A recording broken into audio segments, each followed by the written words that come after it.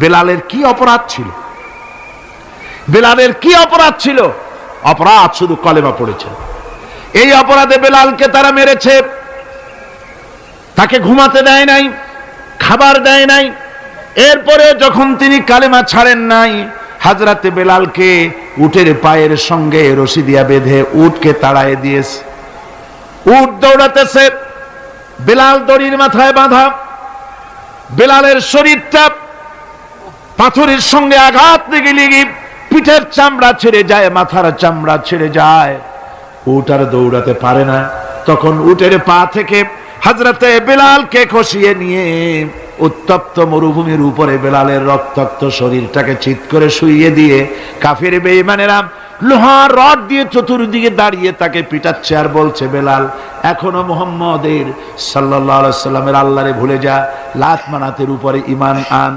এমন কঠিন সময়ের ভিতরে হযরতে বেলাল একটা আঙ্গুল উঁচু করে বলছেন, আহাদ আহাদ আহাদ লা ইলাহা ইল্লাল্লাহ লা ইলাহা ইল্লাল্লাহ লা ইলাহা ইল্লাল্লাহ। একটু জোরে পড়েন, লা ইলাহা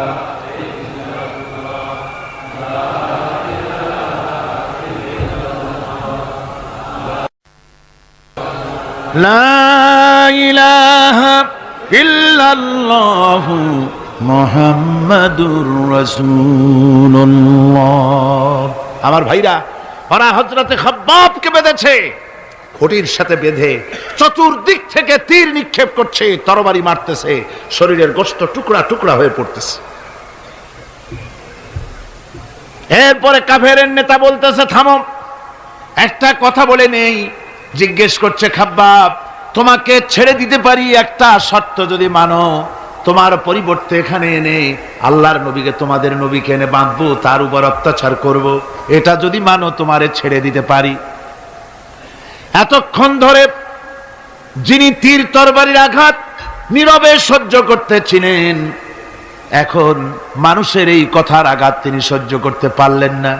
হযরতে খাব্বাব ডাক দিয়া বলেন, ও কাফির বেঈমানেরা শোনো, তোমাদের হাত দিয়া আল্লাহর নবীকে এখানে এনে, তোমাদের হাত দিয়ে তীর তরবারি তো দূরের কথা, তোমাদের নাপাক হাত দিয়া আল্লাহ নবীর গায়ে যদি একটা ফুলও নিক্ষেপ করো, আমার শরীরের ভিতরে এক ফোঁটা রক্ত থাকতে আমি তা বরদাস্ত করব না। চতুর্দিক থেকে মার আরম্ভ হয়ে গেল, গায়ের গোশত পড়ে যায়। হযরতে খাব্বাব মনে করলেন এখন তো আর জীবন বাঁচবে না, বুঝি মরে যাব। তিনি তখন বললেন, রব্বুল আলামিন, আমার তো সময় হয়ে এসেছে বোধহয়, আমার এখন জীবনের শেষ মুহূর্তে আমার মন চায় যদি দুইটা সেজদা তোমারে দিতে পারতাম, 2 রাকাত নামাজ যদি পড়তে পারতাম, জীবনটা আমার খুশি হয়ে যেত। কিন্তু আমি বান্ধা, কেমন করে আমি সেজদা দেব? সেজদা দেওয়ার কোনো উপায় আমার নাই। তবে কাবা শরীফের দিকে আমার মুখ ঘুরানো আছে, আমি আমার মাথাটা একটুখানি নিচু করে নিলাম। আমার এই মাথা নিচু করাকে আমার জীবনের শেষ সেজদা হিসাবে ধরে নিও। কাফির বেঈমানেরা হযরতে খাব্বাবের মাথা ধরি অন্যদিকে ঘুরিয়ে দিল। হযরতে খাব্বাব পড়লেন, ফাইনামা তুওয়াল্লু ফাসাম্মা ওয়াজহুল্লাহ। যেদিকেই মুখ ঘুরাও সেদিকেই আল্লাহ, আল্লাহ ছাড়া কোনো দিক নাই। আমার ভাইরা, এই জিহাদে এত বড় ফজিলত আল্লাহ রাব্বুল আলামিন রেখেছেন। দ্বীন প্রতিষ্ঠার জন্য যারা লড়ে, আল্লাহ পাক তাদের জন্য বিরাট নিয়ামত রেখেছেন। সুবহানাল্লাহ পড়ে, লা তামাসসুহান নার ওয়া আইনুন বাকাত মিন খাশিয়াতিল্লাহ ওয়া আইনুন বাতাত তাহরিসু ফি সাবিলিল্লাহ, রাওয়াহু তিরমিজি। হযরত ইবনে আব্বাস রাদিয়াল্লাহু তাআলা তিনি বলছেন, আমি রাসূলুল্লাহকে বলতে শুনেছি, আল্লাহর নবী বলেছেন, 2টি চোখকে জাহান্নামের আগুন 2টা চোখকে স্পর্শ করবে না। একটা চোখ হচ্ছে গভীর রাত্রে যারা আল্লাহর ভয়তে, জাহান্নামের ভয়তে যারা কান্দে, জাহান্নামের আগুন ওই চক্ষুকে স্পর্শ করবে না। আর যারা দ্বীন প্রতিষ্ঠার জন্য, আল্লাহর দ্বীন কায়েমের জন্য ময়দানে যারা লড়াই করে, রাতের বেলায় পাহারা দেয়, ওই পাহারারত চোখের মধ্যে জাহান্নামের আগুন ওই চোখে স্পর্শ করবে না। আমার ভাইরা, হযরত উসমান রাদিয়াল্লাহু তাআলা আনহু বলছেন, মান রাবাতা লাইলাতান ফি সাবিলিল্লাহ কানাত কাআলফি লাইলাতিন সিয়ামুহা ওয়া কিয়ামুহা। হাজার রাত ধরে রোজা রাখলে, হাজার রাত ধরে ইবাদত করলে, আর হাজার দিন ধরে রোজা রাখলে যে সওয়াব হবে, একটা ঘন্টা একটা রাত যদি কেউ পাহারা দেয় আল্লাহর দ্বীনকে প্রতিষ্ঠার জন্য, আল্লাহর দ্বীনের কোন ইসলামী রাষ্ট্রের প্রহরায় যদি কেউ যদি থাকে, একটা রাতে পাহারা দিয়ে যে সওয়াব হবে, হাজার হাজার বছর ধরে নামাজ রোজা করে ওই সওয়াব পাওয়া যাবে না। সুবহানাল্লাহ। অর্থাৎ হাজার বছর ধরে নামাজ রোজা করার মতোই সওয়াব পাহারা দেওয়া আল্লাহর দ্বীনের ইসলামের রাষ্ট্রকে। বন্ধুগণ, রাসূল পাক সাল্লাল্লাহু আলাইহি ওয়াসাল্লাম তিনি বলেছেন, কিয়ামতের দিন জাহান্নামের আগুন আর জিহাদের ময়দানের ধুলি, এই দুটি একসঙ্গে কোন মানুষের পেটের মধ্যে প্রবেশ করবে না। রাসূল পাক সাল্লাল্লাহু আলাইহি ওয়াসাল্লামের একটি হাদিস যা মিশকাত শরীফের মধ্যে বর্ণিত আছে। মিশকাত শরীফের সম্ভবত 336 পৃষ্ঠায় এই হাদিসটি বর্ণনা করা হয়েছে যে হযরত ইবনে আইস রাদিয়াল্লাহু তাআলা আনহু হচ্ছেন এই হাদিসের রাবী। তিনি বলছেন, একবার হুজুর সাল্লাল্লাহু আলাইহি ওয়াসাল্লাম এক ব্যক্তির জানাজায় গিয়ে উপস্থিত হলেন। হযরত ওমর রাদিয়াল্লাহু তাআলা আনহু তখন হুজুরকে বললেন, হে রাসূল, আপনি এই লোকটার জানাজা পড়বেন? এই লোক তো ইসলামের এই ক্ষতি করেছে, সেই ক্ষতি করেছে, অমুক করেছে, এই লোকটার আপনি জানাজা পড়বেন? হুজুর তখন উপস্থিত লোকদের জিজ্ঞেস করলেন, হাজিরিন, তোমরা কি কেউ এই লোকটাকে কোন ইসলামের ভালো কাজ করতে দেখেছো? একজন লোক দাঁড়িয়ে গেল, তিনি বললেন, হে আল্লাহর নবী, আমি সাক্ষী, আমি দেখেছি। একটা মুজাহিদ বাহিনী জিহাদ করে ফিরতে ছিল, তো এক জায়গায় তারা ডেরা গাড়লো, শিবির স্থাপন করলো রাত কাটাবে বলে। আমি দেখেছি এই লোকটি সারা রাত সেই মুজাহিদদেরকে, সাহাবীদেরকে সারা রাত জেগে জেগে পাহারা দিয়েছে। আল্লাহর নবী জানাজার ইমামতি করলেন, আর এরপরে তাকে কবরের মধ্যে মাদফুন করে দিয়ে নবীজি তার কবরের পাশে দাঁড়িয়ে বললেন, ইন্না আসহাবাকা ইয়াজুন্নুনা আন্নাকা মিন আহলিন নার ওয়া আনা আশহাদু আন্নাকা মিন আহলিল জান্নাহ। নবীজি বলছেন, ও কবরবাসী, তোমার সাথীরা মনে করে তুমি জাহান্নামী, আর আমি নবী মুহাম্মদ সাল্লাল্লাহু আলাইহি ওয়াসাল্লাম সাক্ষী দিচ্ছি তুমি বেশক আল্লাহর বেহেশতি, তুমি অবশ্যই আল্লাহর জান্নাতে যাবে। এরপর হযরত ওমরের দিকে ফিরে রাসূলুল্লাহ বললেন, ওমর, মানুষের শুধু বাহ্য দৃশ্যটাই দেখো না, তার অন্তরের জজবাটাকেও কদর করো। সুবহানাল্লাহ বিহামদিহি। এই জিহাদের ময়দানে যারা কাজ করে, জান দেয়, মাল দেয়, আল্লাহ পাক তাদের উপরে রহম করেন। এই জিহাদ হচ্ছে এক অগ্নি পরীক্ষা। এই জিহাদটা কি? অগ্নি পরীক্ষা। এমনি এমনি বেহেশতে যাওয়া যাবে না ভাই। আল্লাহ রাব্বুল আলামিন কোরআনে কারীমের মধ্যে বলেছেন, আহাসিবান নাসু আইয়ুতরাকু আইয়াকুলু আমান্না ওয়া হুম লা ইফতানুন। লোকেরা কি ভেবেছে নাকি যে ঈমান এনেছি এই কথাটা বললেই আমি বেহেশত দিয়ে দিব, মুমিন বলে সার্টিফাই করব? না, যখনই তারা বলবে আমি মুমিন, আমি তখন তাকে অবশ্যই পরীক্ষা করব, এই পরীক্ষায় তাকে পাশ করতে হবে। কোরআনে কারীমে আল্লাহ রাব্বুল আলামিন অনেক জায়গায় এই কথাগুলি বলেছেন, এমনি এমনি ছেড়ে দেওয়া হবে না। আমি অতীতের লোকদেরকেও পরীক্ষা করেছি, তোমাদেরকেও পরীক্ষা করব, পরীক্ষা না দিয়ে কেউ তোমরা বেহেশতে যেতে পারবে না। এই জমিনে তোমাদের আগুনের পরীক্ষা দিতে হবে। পয়গম্বরেরা কষ্ট করেছেন, সাহাবায়ে কিরাম কষ্ট করেছেন। আল্লাহ রাব্বুল আলামিন তিনি বলছেন, আম হাসিবতুম আন তাদখুলুল জান্নাতা ওয়া লাম্মা ইয়াতিকুম মাসালুল লাযীনা খালাউ মিন ক্বাবলিকুম মাসাতহুমুল বাসাউ ওয়াদ-দাররাউ ওয়া যুলজিলু হাত্তা ইয়াকুলার রাসূলু والذين معه متى نصر الله আলা ইন্না নাসরাল্লাহি করিব।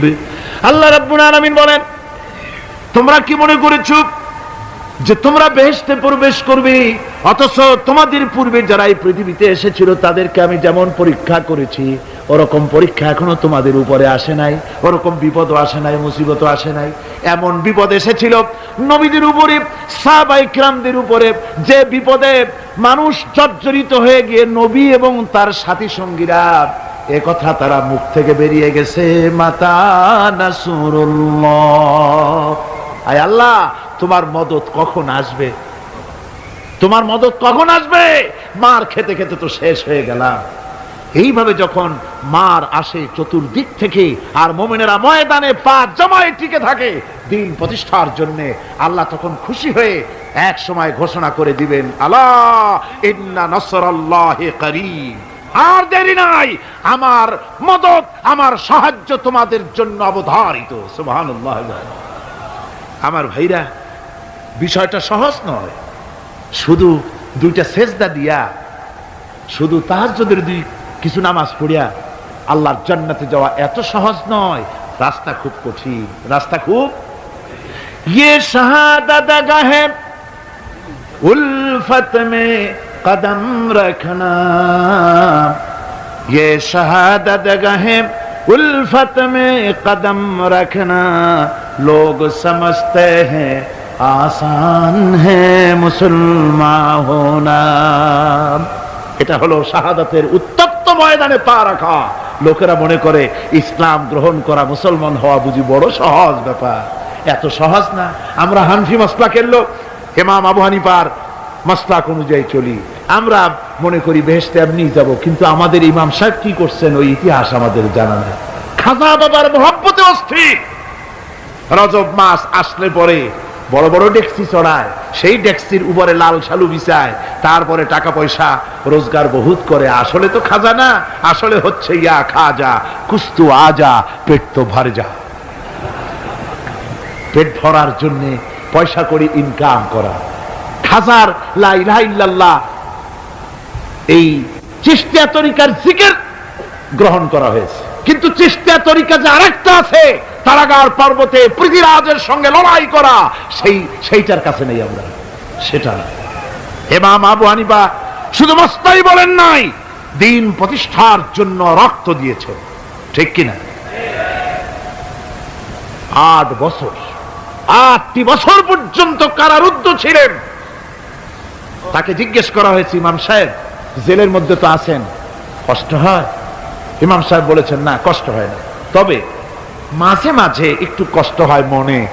2-4 মাস পর পর আমার বুড়ি মাকে এনে হাজির করা হয় জেলখানার মধ্যে, আর আমার মায়ের সামনে আমাকে পেটানো হয়, যেন মা আমাকে বলে যে এদের সাথে একমত হয়ে যা, সেই জন্য পেটানো হয়। আমার মা আমার মায়ের দেখে আর মায়ের চোখ থেকে পানি পড়তে থাকে, তখন আমার মনে বড় কষ্ট লাগে। তবে আলহামদুলিল্লাহ মা আমার এমন, আমার মার দেখেন আর হজম করেন, আর আমাকে বলেন খবরদার এক চুলো সিদ্ধান্ত থেকে নড়বা না।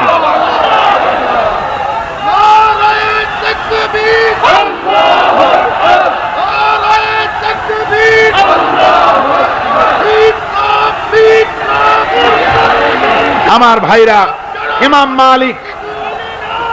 মালিক 28 দিন পর্যন্ত তাকে বাতিলরা বেঁধে গেছে, হাত পিঠ মোড়া দিয়ে 28 দিন বাঁধা।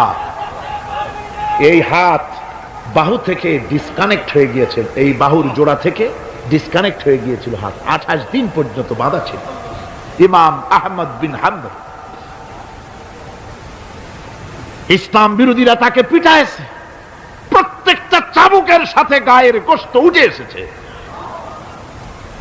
এজন্য কবি বলতেছি, पैरवी बू हनीफा की सनद जिंदान है, हम्बली होता है पीठ पर दुर्रे खाने की बात।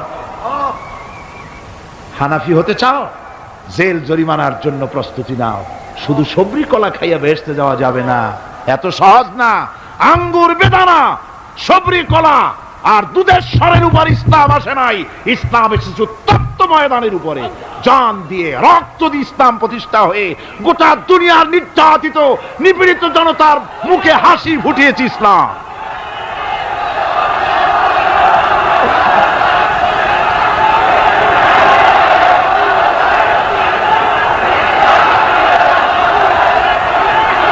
আমার ভাইয়েরা, এই জিহাদ যখন শুরু হয়ে যাবে, মুসলমানেরা যখন আল্লাহর দয় বিধান কায়েমের জন্য যখন লড়াইয়ের ময়দানে যখন ঝাঁপায়া পড়বে, সে ময়দানে যদি তাদের অস্ত্র কম থাকে, জনসংখ্যা কম থাকে, আল্লাহ রাব্বুল আলামিন ওয়াদা করেছেন ওয়া কানা হাক্কান আলাইনা নাসরুল মুমিনিন।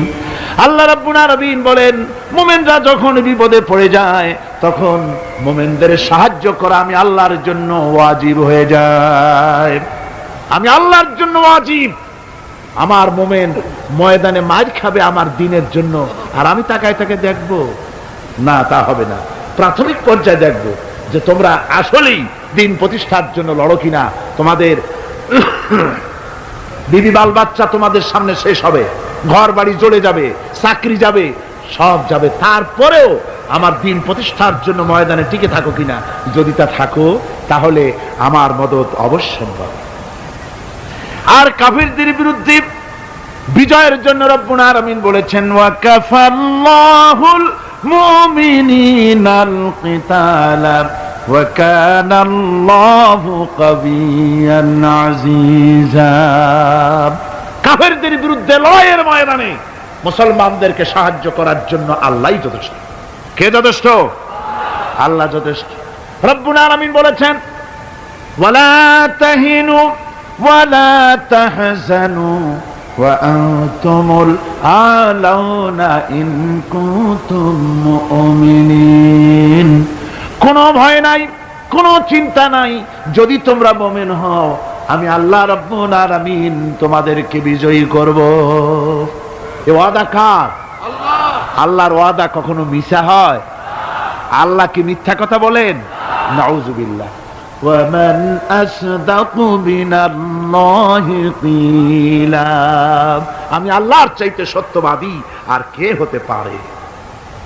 আল্লাহ পাক বলছেন আমি সাহায্য করব তোমাদেরকে, যদি প্রয়োজন হয় তাহলে আমি ফেরেশতা দিয়ে সাহায্য করব। সুবহানাল্লাহ বলে আল্লাহ রাব্বুল আলামিন সূরা আল-আনফালের ভিতরে ঘোষণা করেছেন, দুনিয়ার মানুষকে তিনি শুনায় দিচ্ছেন নবীজির সঙ্গে সাহায্যের ব্যাপারে যে কথাবার্তাগুলি হয়েছিল। ইয তাস্তাগীসুনা রাব্বাকুম ফাস্তাজাবা লাকুম আন্নী মুমিদ্দুকুম বিআলফিম মিনাল মালাইকাতি মুরদিফিন। স্মরণ করো সেই সময়ের কথা যখন তোমরা আমার কাছে কাকুতি মিনতি করে সাহায্য কামনা করতেছিলে যে আমাদেরকে 1000 ফেরেশতা দিয়ে সাহায্য করা হোক। আল্লাহ পাক বলেন আমি ফেরেশতা দিয়ে তোমাদেরকে ময়দানে সাহায্য করেছি, জিহাদের ময়দানে। সুবহানাল্লাহি বিহামদিহি। আল্লাহ রাব্বুল আলামিন বলেন তোমরা যখন সাহায্য প্রার্থনা করেছিলে আমি সাহায্য তোমাদের দিয়েছি। স্মরণ করো সেই সময়ের কথা যখন তোমাদের নবী তোমাদেরকে বলেছিল ইয তাকুনু লিল মুমিনিনা আলাইয়াকফিয়াকুম আইয়ুমিদ্দাকুম রাব্বুকুম বিসালাসাতিন আলাফিম মিনাল মালাইকাতি মুনজিলিন। আল্লাহ রাব্বুল আলামিন বলেন আমি এইভাবে করে যখন তোমাদের নবী তোমাদেরকে বলেছিল যে তোমাদের জন্য এটা কি যথেষ্ট নয় যে আল্লাহ পাক তোমাদের জন্য 3000 দিয়ে ফেরেশতা নাজিল করবেন, আমি তখন 3000 ফেরেশতা নয় বরং 5000 ফেরেশতা দিয়ে তোমাদেরকে সাহায্য করার ওয়াদা করেছি। 3000 নয়, 5000 চিহ্নযুক্ত ফেরেশতা নাজিল করে দিয়ে তোমাদের সাহায্য করব বলে আমি ওয়াদা করেছি। আজও সেই মদদ আল্লাহর পক্ষ থেকে আমাদের জন্য ওই মদদ আজও আসতে পারে। কবি বলছেন ফেজায়ে বদরে পয়দা কুন ফিরিস্তে তেরি নুসরত কো উতর सकते गर्दों से कतर अंदर कतर अभी। বদরের মুসলমানদের মতো যদি ঈমান তোমাদের আসে, তাহলে আজও আকাশ থেকে কাতারে কাতারে ফেরেশতা আমি আল্লাহ অবতীর্ণ করে দিতে পারি। সুবহানাল্লাহ ওয়া বিহামদিহি। আমার ভাইরা, হযরতে সাদ বিন আবি ওয়াক্কাস রাদিয়াল্লাহু তাআলা আনহু, তিনি কাদিসিয়ার যুদ্ধের পর যখন পারস্য দখলের জন্য চললেন, পারস নগর অবরোধ করলেন, সামনে পড়ল নদী। এই নদী পাড়ি দিবেন, সাথে তার হাজার হাজার সৈন্য, এই সৈন্য নিয়ে নদী পাড়ি দিবেন। জিজ্ঞেস করলেন সাহাবীদের, তোমরা কি চাও? ইসলামের আন্দোলন, ইসলামের জিহাদ, আল্লাহর দ্বীন এখানেই শেষ হয়ে যাক, এটা চাও? না ইসলামের এই কলেমার আওয়াজ নদীর ওপারেও নিয়ে যেতে হবে, অথচ আমাদের কাছে কোনো পারাপারের কোনো নৌকা নাই, কি করতে চাও? সাহাবীরা বললেন, আমরা আপনার অর্ডার ফলো করব, আমরা এই নদীর ওপারে গিয়েও কালেমার পতাকাকে উড্ডীন করতে চাই, কালেমার সুশীতল ছায়াতলে গোটা দুনিয়াকে আনতে চাই। হযরতে সাদ তখন বললেন, তাহলে তোমরা সবাই আমার পেছনে পেছনে এই দরিয়ার ভিতরে ঝাঁপিয়ে পড়ো, আর আমার সঙ্গে সবাই উচ্চারণ করো, নাস্তাঈনু বিল্লাহি ওয়া নাতাওয়াক্কালু আলাইহি হাসবুনাল্লাহু নি'মাল ওয়াকিল নি'মাল মাওলা ওয়া নি'মান নাসীর। ইতিহাস লিখতেছি, 60,000 সৈন্য তাদের অশ্ব নিয়ে, তাদের উষ্ট্র নিয়ে, তাদের মালপত্র নিয়ে, জিহাদের সামান নিয়ে শ্রাবণীর খরস্রোতা নদী, উত্তাল তরঙ্গমালায় ভরা নদীর উপর থেকে এই সাহাবীরা পাড়ি দিয়ে ওপার চলে গেলেন। ওপার যাওয়ার পরে হযরতে সাদ বলছেন, তোমাদের কেউ কি হারায় গেছে নাকি? সবাই এদিক ওদিক তাকায়, খোঁজ করে বলল, মানুষ তো দূরের কথা, একটা উট আর ঘোড়াও একটাও হারায় যায় নাই। একজন বলল, আমার একটা পেয়ালা, যে পেয়ালা আমি পানি পান করতাম, সেই পেয়ালাটা তুফানে ছিটকে কোথায় চলে গেছে, ওইটা হারায় গেছে। হযরতে সাদ বলেন, মুজাহিদের কোন জিনিস দরিয়া নিতে পারে না, অবশ্যই তা ফেরত আসবে। এই কথা তিনি বলতেছিলেন, হঠাৎ করে দরিয়ার কিনারে একটা আওয়াজ হলো, দেখা গেল তুফানের ভিতরে সেই হারানো বাটিটা তাদের মধ্যে ফিরে এসেছে। আল্লাহু আকবার। মুজাহিদদেরকে সাহায্য করেন স্বয়ং আল্লাহ রাব্বুল আলামিন। আফ্রিকার জঙ্গলের কাছে ভিন্ন ইতিহাস, জঙ্গলের কাছেই মুসলমানদেরকে থাকতে দেওয়া হয়েছিল। মনে করা হয়েছিল জঙ্গলের সমস্ত হিংস্র প্রাণীরা এই মুসলমানদের শেষ করে দেবে, যুদ্ধ করা লাগবে না। হযরতে সাদ সে অবস্থা বুঝতে পারলেন, তিনি একটা মঞ্চ তৈরি করলেন। সেই মঞ্চের উপরে দাঁড়ায় জঙ্গলের প্রাণীদের দিকে লক্ষ্য করে তিনি নোটিশ জারি করে দিলেন, বললেন, ইয়া আইয়াতুহাল হাশারাতু ওয়াস-সিবাউ নাহনু আসহাবু রাসূলুল্লাহ সাল্লাল্লাহু আলাইহি ওয়াসাল্লাম। হে জঙ্গলের হিংস্র প্রাণীরা, আমরা আল্লাহ রাসূলের সাহাবী, ফাইন্না নাজিলুনা ফামান ওয়াজাদনা বাদাহু কাতালনাহু।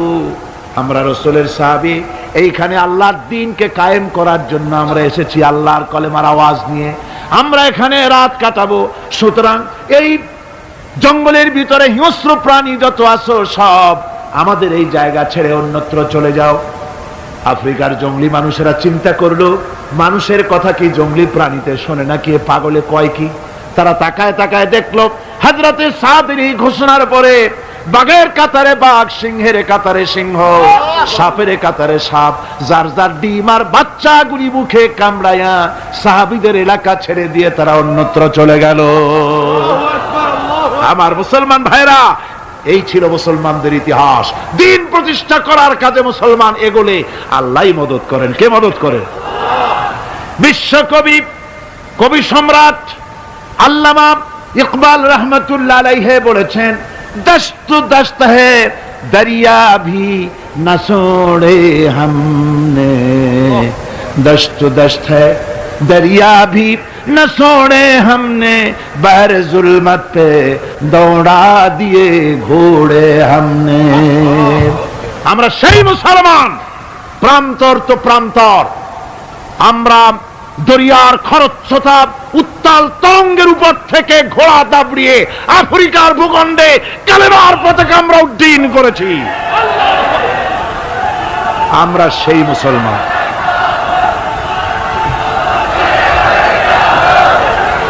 একটুখানি জিকির করেন, লা ইলাহা ইল্লাল্লাহ লা ইলাহা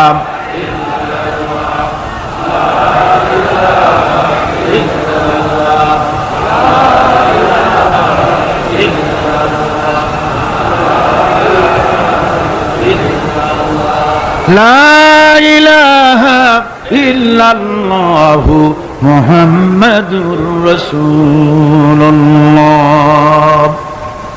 সমুদ্রের ঢেউকে, দাজলা নদীর ঢেউকে আল্লামা ইকবাল স্মরণ করায় দিচ্ছেন। ও দরিয়ার ঢেউ, ऐ मौजूदा जलाब तू भी पहचानती है हमको, अब तक है तेरा दरिया अफसाना हमारा। হে টাইগ্রিসের উত্তাল উত্তাল তরঙ্গমালা, নিশ্চয়ই তোমার ভুলে যাওয়ার কথা নয় যে তোমার উপর থেকেই আমরা দরিয়া পার হয়ে উপরে গিয়ে কালেমার পতাকা উড্ডীন করেছিলাম। আমরা সেই মুসলমান, আজ ইসলামী চেতনা হারায়া আমরা আজকে দুনিয়ার মধ্যে সবচেয়ে লাঞ্ছিত, পদদলিত, হেয় প্রতিপন্ন জাতিতে পরিণত হয়েছি। আমার ভাইরা, মহাকবি, বিশ্বকবি, কবি সম্রাট আল্লামা ইকবাল রহমতুল্লাহ আলাইহি সুন্দর করে বলেছেন, মুসলমানদেরকে লক্ষ্য করে বলেছেন, ঘোষণা করো, বাতিলদেরকে জানায়া দাও, আমরা মাথা নত করার জাতি নই। আমরা মাথা নত করার জাতি? ভারত আজ আমাদের দিকে চোখ রাঙায়, ভারত চোখ রাঙায় তাকায় আমাদের দিকে, দুনিয়ার অনেকেই আমাদের দিকে চোখ রাঙায়। বিশ্বকবি আল্লামা ইকবাল বলেছেন, বাতিল সে দবনে ওয়ালে আয়ে আসমান নেহি হাম, बातिल से दबने वाले आए आसमां नहीं हम, सोबर कर चुका है तू इम्तिहान हमारा। বাতিলের সামনে মাথা নত করার জাতি আমরা নই। ওই আকাশ সাক্ষী, এই জমিন সাক্ষী, আমরা মাথা দিয়েছি কিন্তু মাথা নত করি নাই, শির দিয়েছি আমামা দেই নেই, সে জাতি আমরা। সুবহানাল্লাহ ওয়া বিহামদিহি। সেই জাতি আজ দুনিয়ার বুকে লাঞ্ছিত, পদদলিত হচ্ছে। কারণ কি? কারণ হচ্ছে একমাত্র এই যে আমরা আমাদের জীবনের উদ্দেশ্য ভুলে গিয়েছি। আমার ভাইয়েরা, আল্লাহর এই রাস্তায়, আল্লাহর এই দিন প্রতিষ্ঠার জন্য লড়াই হবে, জিহাদ হবে। জিহাদের কথাই বলতেছি। এই জিহাদ হলো পৃথিবীর নির্যাতিত, নিপীড়িত মানুষের মুক্তির জন্য জিহাদ। জিহাদ কি জন্যে? আমরা রাষ্ট্রপ্রধান হব, আমরা দেশ দখল করব, নেতৃত্ব দিব, এজন্য নয়। আমরা জিহাদ করব মানুষকে, মানুষের তৈরি করা মতবাদ, নির্যাতন থেকে, জুলম থেকে, অত্যাচার থেকে মানুষকে বাঁচাবার জন্য, মানবতা, নিগৃহীত নির্যাতিত মানবতার মুখে মুক্তির হাসি ফুটাবার জন্য আমরা করব লড়াই। সেই লড়াইয়ে এগিয়ে আসতে হবে তরুণদেরকে। কাদেরকে? জোরে বলতে হবে, কাদেরকে? তরুণদের আসতে হবে, যুবকদের আসতে হবে। আমার আনন্দে বুক ভরে যায় যখন দেখি মাহফিলে, আজকে তো এই মাহফিল কোরআনে কারীমের কথা এই ভূখণ্ডে আল্লাহ বলার তৌফিক দিয়েছেন। 35টি বছর পার হয়ে গেছে, জীবনের 35টি বছর কোরআনে কারীমের সামান্য একটু খেদমত করার তৌফিক আল্লাহ পাক দান করেছে। যখন এই কাজ প্রথম শুরু করি তখন দেখেছি মাহফিলে যারা আসে তাদের 95% দাড়ি পাকা বুড়া মানুষ। কিন্তু দিন যত যেতে লাগলো, দিন যত যেতে লাগলো, 71 পার হয়ে গেল, 72, 73, 74 এলো, আস্তে আস্তে দেখা গেল চিত্র উল্টে গেল। আজ মসজিদে তরুণদের জন্য জায়গা পাওয়া যায় না। যারা মসজিদে যায় সব তরুণ। যারা আগে হজে যেত সব বুড়া মানুষ, পাপ করার আর কোনো বয়স নাই, তখন যাইতো হজ করতে। এখন আলহামদুলিল্লাহ তরুণেরা যায় হজ করতে বেশিরভাগ। আজকের মাহফিল দেখুন, দাঁড়ায় দেখতে বলি নাই, জায়গায় বসে আর ডাইনে বা একটু তাকায় দেখেন কারা বেশি, দাড়ি পাকা না যুবক? যুবক আর তরুণ দিয়ে আল্লাহর এই মুজাহিদ, আল্লাহর এই গোলামদের দিয়ে আল্লাহ মাহফিল ভরে দিয়েছেন। জোরে কোন সুবহানাল্লাহ, জোরে কোন আলহামদুলিল্লাহ। এই তরুণ যুবকরাই হচ্ছে ইসলামের সম্পদ। ইসলামের সম্পদ কে? তরুণ আর যুবকেরা, তোমাদের অবদান ইসলামে সব চাইতে বেশি। মনে রাখবেন যুবকেরা, শোনো, ইসলাম প্রতিষ্ঠিত হয়েছে তোমাদের রক্তের উপরে। কাদের রক্তের উপরে? যুবকদের রক্তের উপরে। যারা ইসলাম প্রথম কবুল করেছিলেন তারা কিন্তু বুড়ো ছিলেন না কেউ। প্রথম যে ব্যক্তি ইসলাম কবুল করলেন হযরতে সাইয়্যিদুনা আবু বকর সিদ্দিক রাদিয়াল্লাহু তাআলা আনহু, বয়স ছিল 37 বছর। 37 বছর বয়সে দাঁত টাত পড়িয়া খুনখুনা বুড়া হয়ে গেছিল নাকি? হযরত ওমর ইসলাম যখন কবুল করেন তখন তিনি ছিলেন 26 বছরের টকবকে যুবক। যৌবনের রক্ত পা এবং মাথা পর্যন্ত শিরায় উপশিরায় ধাবমান এই যুবক হযরত ওমর 26 বছর বয়সের সময় ইসলাম কবুল করেন। হযরত আব্দুর রহমান বিন আউফ যখন ইসলাম কবুল করেন বয়স ছিল মাত্র 17 বছর। হযরত আলী যখন ইসলাম কবুল করেন তখন বয়স ছিল মাত্র 8.5 বছর। তোমাদের মতো তরুণেরা, যুবকেরাই সর্বপ্রথম কলেমার পতাকা ধারণ করে রাসূলকে সাহায্য করেছিল। সুবহানাল্লাহ।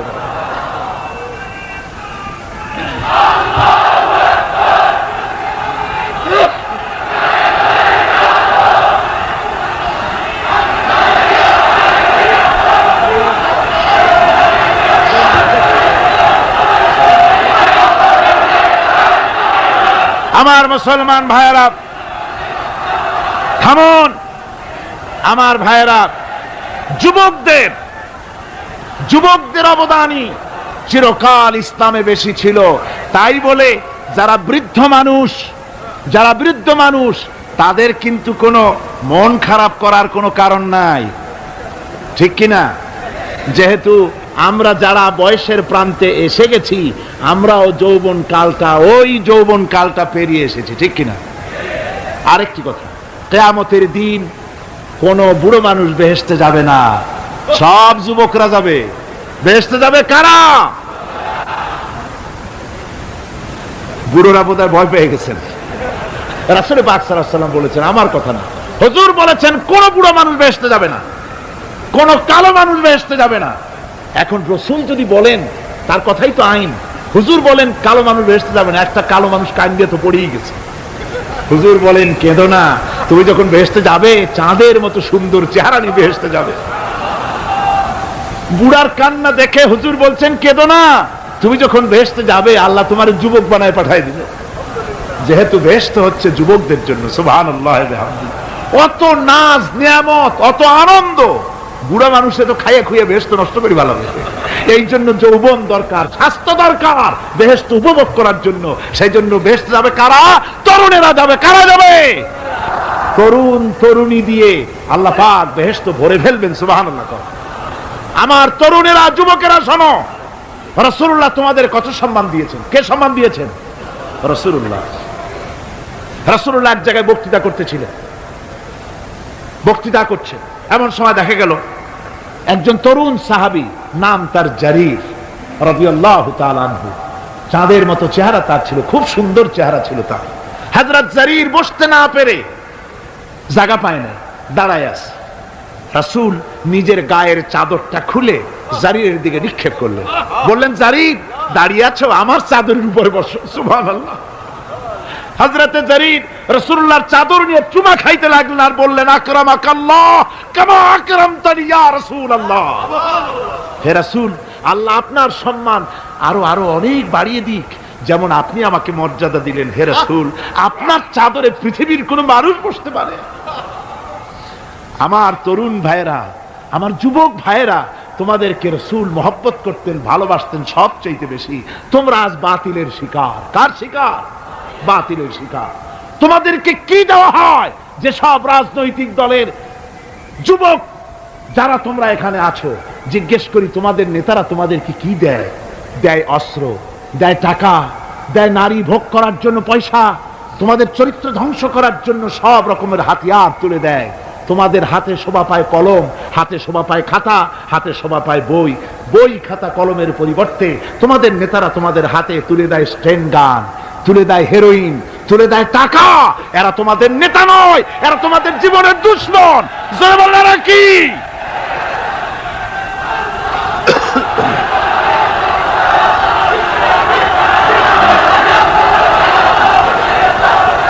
আমার যুবক ভাইয়েরা, আমার কলেজ ইউনিভার্সিটির ছাত্র ভাইয়েরা, একটুখানি মাথা খাটায় চিন্তা করো, তোমার নেতারা যারা ঢাকা থেকে আসে বা এখানে বাস করে, ওই নেতারা যখন রাজনৈতিক প্রোগ্রাম করতে আসে তখন কি একবারের জন্য তোমাদেরকে বলে, ও ছেলেরা তোমরা কি নামাজ ঠিক মতো পড়ো কিনা? বলে? এই যে রোজা আসতেছে, খবরদার বাবারা তোমরা রোজা রেখো, এরকম কথা বলে নাকি? তোমার ওস্তাদদের সম্মান করো, এ কথা বলে নাকি? বরং টাকা দেয়, পয়সা দেয়, যে শিক্ষক তোমার মতের উল্টা করবে ঠ্যাঙ্গাইয়া জনমের মতো টাইট করে দিবা, ঠিক কিনা? তোমার নেতারা কি কোনোদিন বলে নাকি, ও আমার সংগঠনের ছেলেরা মা বাপের খেদমত করবে, মা বাপের সম্মান করবে, খবরদার মা বাপের সঙ্গে বেয়াদবি করবে না, সন্ত্রাস করবে না, অস্ত্রবাজি করবে না, মানুষকে কষ্ট দিবে না, এমন কোনো কথা বলে না? আমার যুবকেরা শোনো, ওরা টাকা দিয়ে, অস্ত্র দিয়ে, পয়সা দিয়ে, মদ দিয়ে ওরা নিজেদের ক্ষমতা টিকায় রাখার জন্য তোমাদেরকে লাঠির মতো ব্যবহার করে। সুতরাং আজকের তরুণদেরকে বুঝতে হবে, তরুণেরা ভালো করে বোঝো, তোমরা রাসূলের সৈনিক।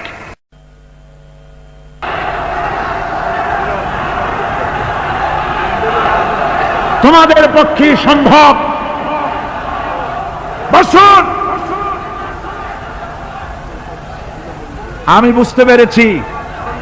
বুঝতে পেরেছি কথা যেহেতু তরুণদের, আর তরুণদের জনসমুদ্র, কাজী জনসমুদ্রের মধ্যে উত্তাল ঢেউ তো সৃষ্টি হবেই, স্বাভাবিক। কিন্তু সেই স্বাভাবিকতার সুযোগ নিয়ে দাঁড়ায় বিশৃঙ্খলার সৃষ্টি করবেন না। আমার ভাইরা, আমরা ইসলাম আমাদের আদব শিক্ষা দেয়। কি শিক্ষা দেয়? আদব। শুধুমাত্র কোন লোক পেশাব পায়খানার কথা বললে তাকে রাস্তা ছেড়ে দেবেন, যেতে বলবেন, তা না হলে তো আপনাদেরই অসুবিধা হবে। কথা বুঝতে পেরেছেন? বাকি কেউ উঠবেন না, দাঁড়াবেন না। এত বড় বেহেশতি মাহফিল জীবনে আরেকবার পাবো কোন নিশ্চয়তা আছে? আপনি আমাকে বলেন, আল্লাহর আকাশের নিচে, জমিনের উপরে এর থেকে শ্রেষ্ঠ কোন মাহফিল আছে নাকি? কারণ এ মাহফিল কোরআনের মাহফিল। কিসের মাহফিল? এর থেকে শ্রেষ্ঠ মাহফিল আল্লাহর আকাশের নিচে, জমিনের উপরে হতে পারে না। সুতরাং বেয়াদবি কেউ করবেন না। তরুণেরা, যুবকেরা, তোমাদের এগিয়ে আসতে হবে। নির্যাতিত মানবতার পাশে তোমাদেরকে দাঁড়াতে হবে। আজ শ্রমিকরা তাদের ন্যায্য পাওনা পাচ্ছে না, কৃষক তাদের উৎপাদনের মূল্য পাচ্ছে না, নারী তার সতীত্বের গ্যারান্টি পাচ্ছে না। মানুষেরা আজ নির্যাতিত, নিপীড়িত।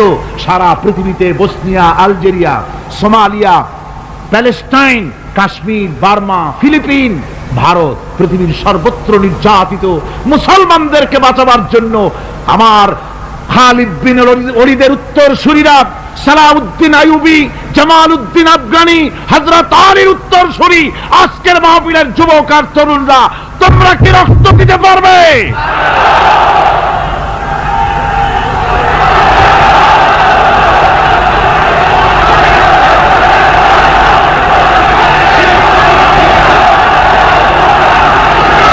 আমার মুসলমান যুবকেরা, আল্লাহর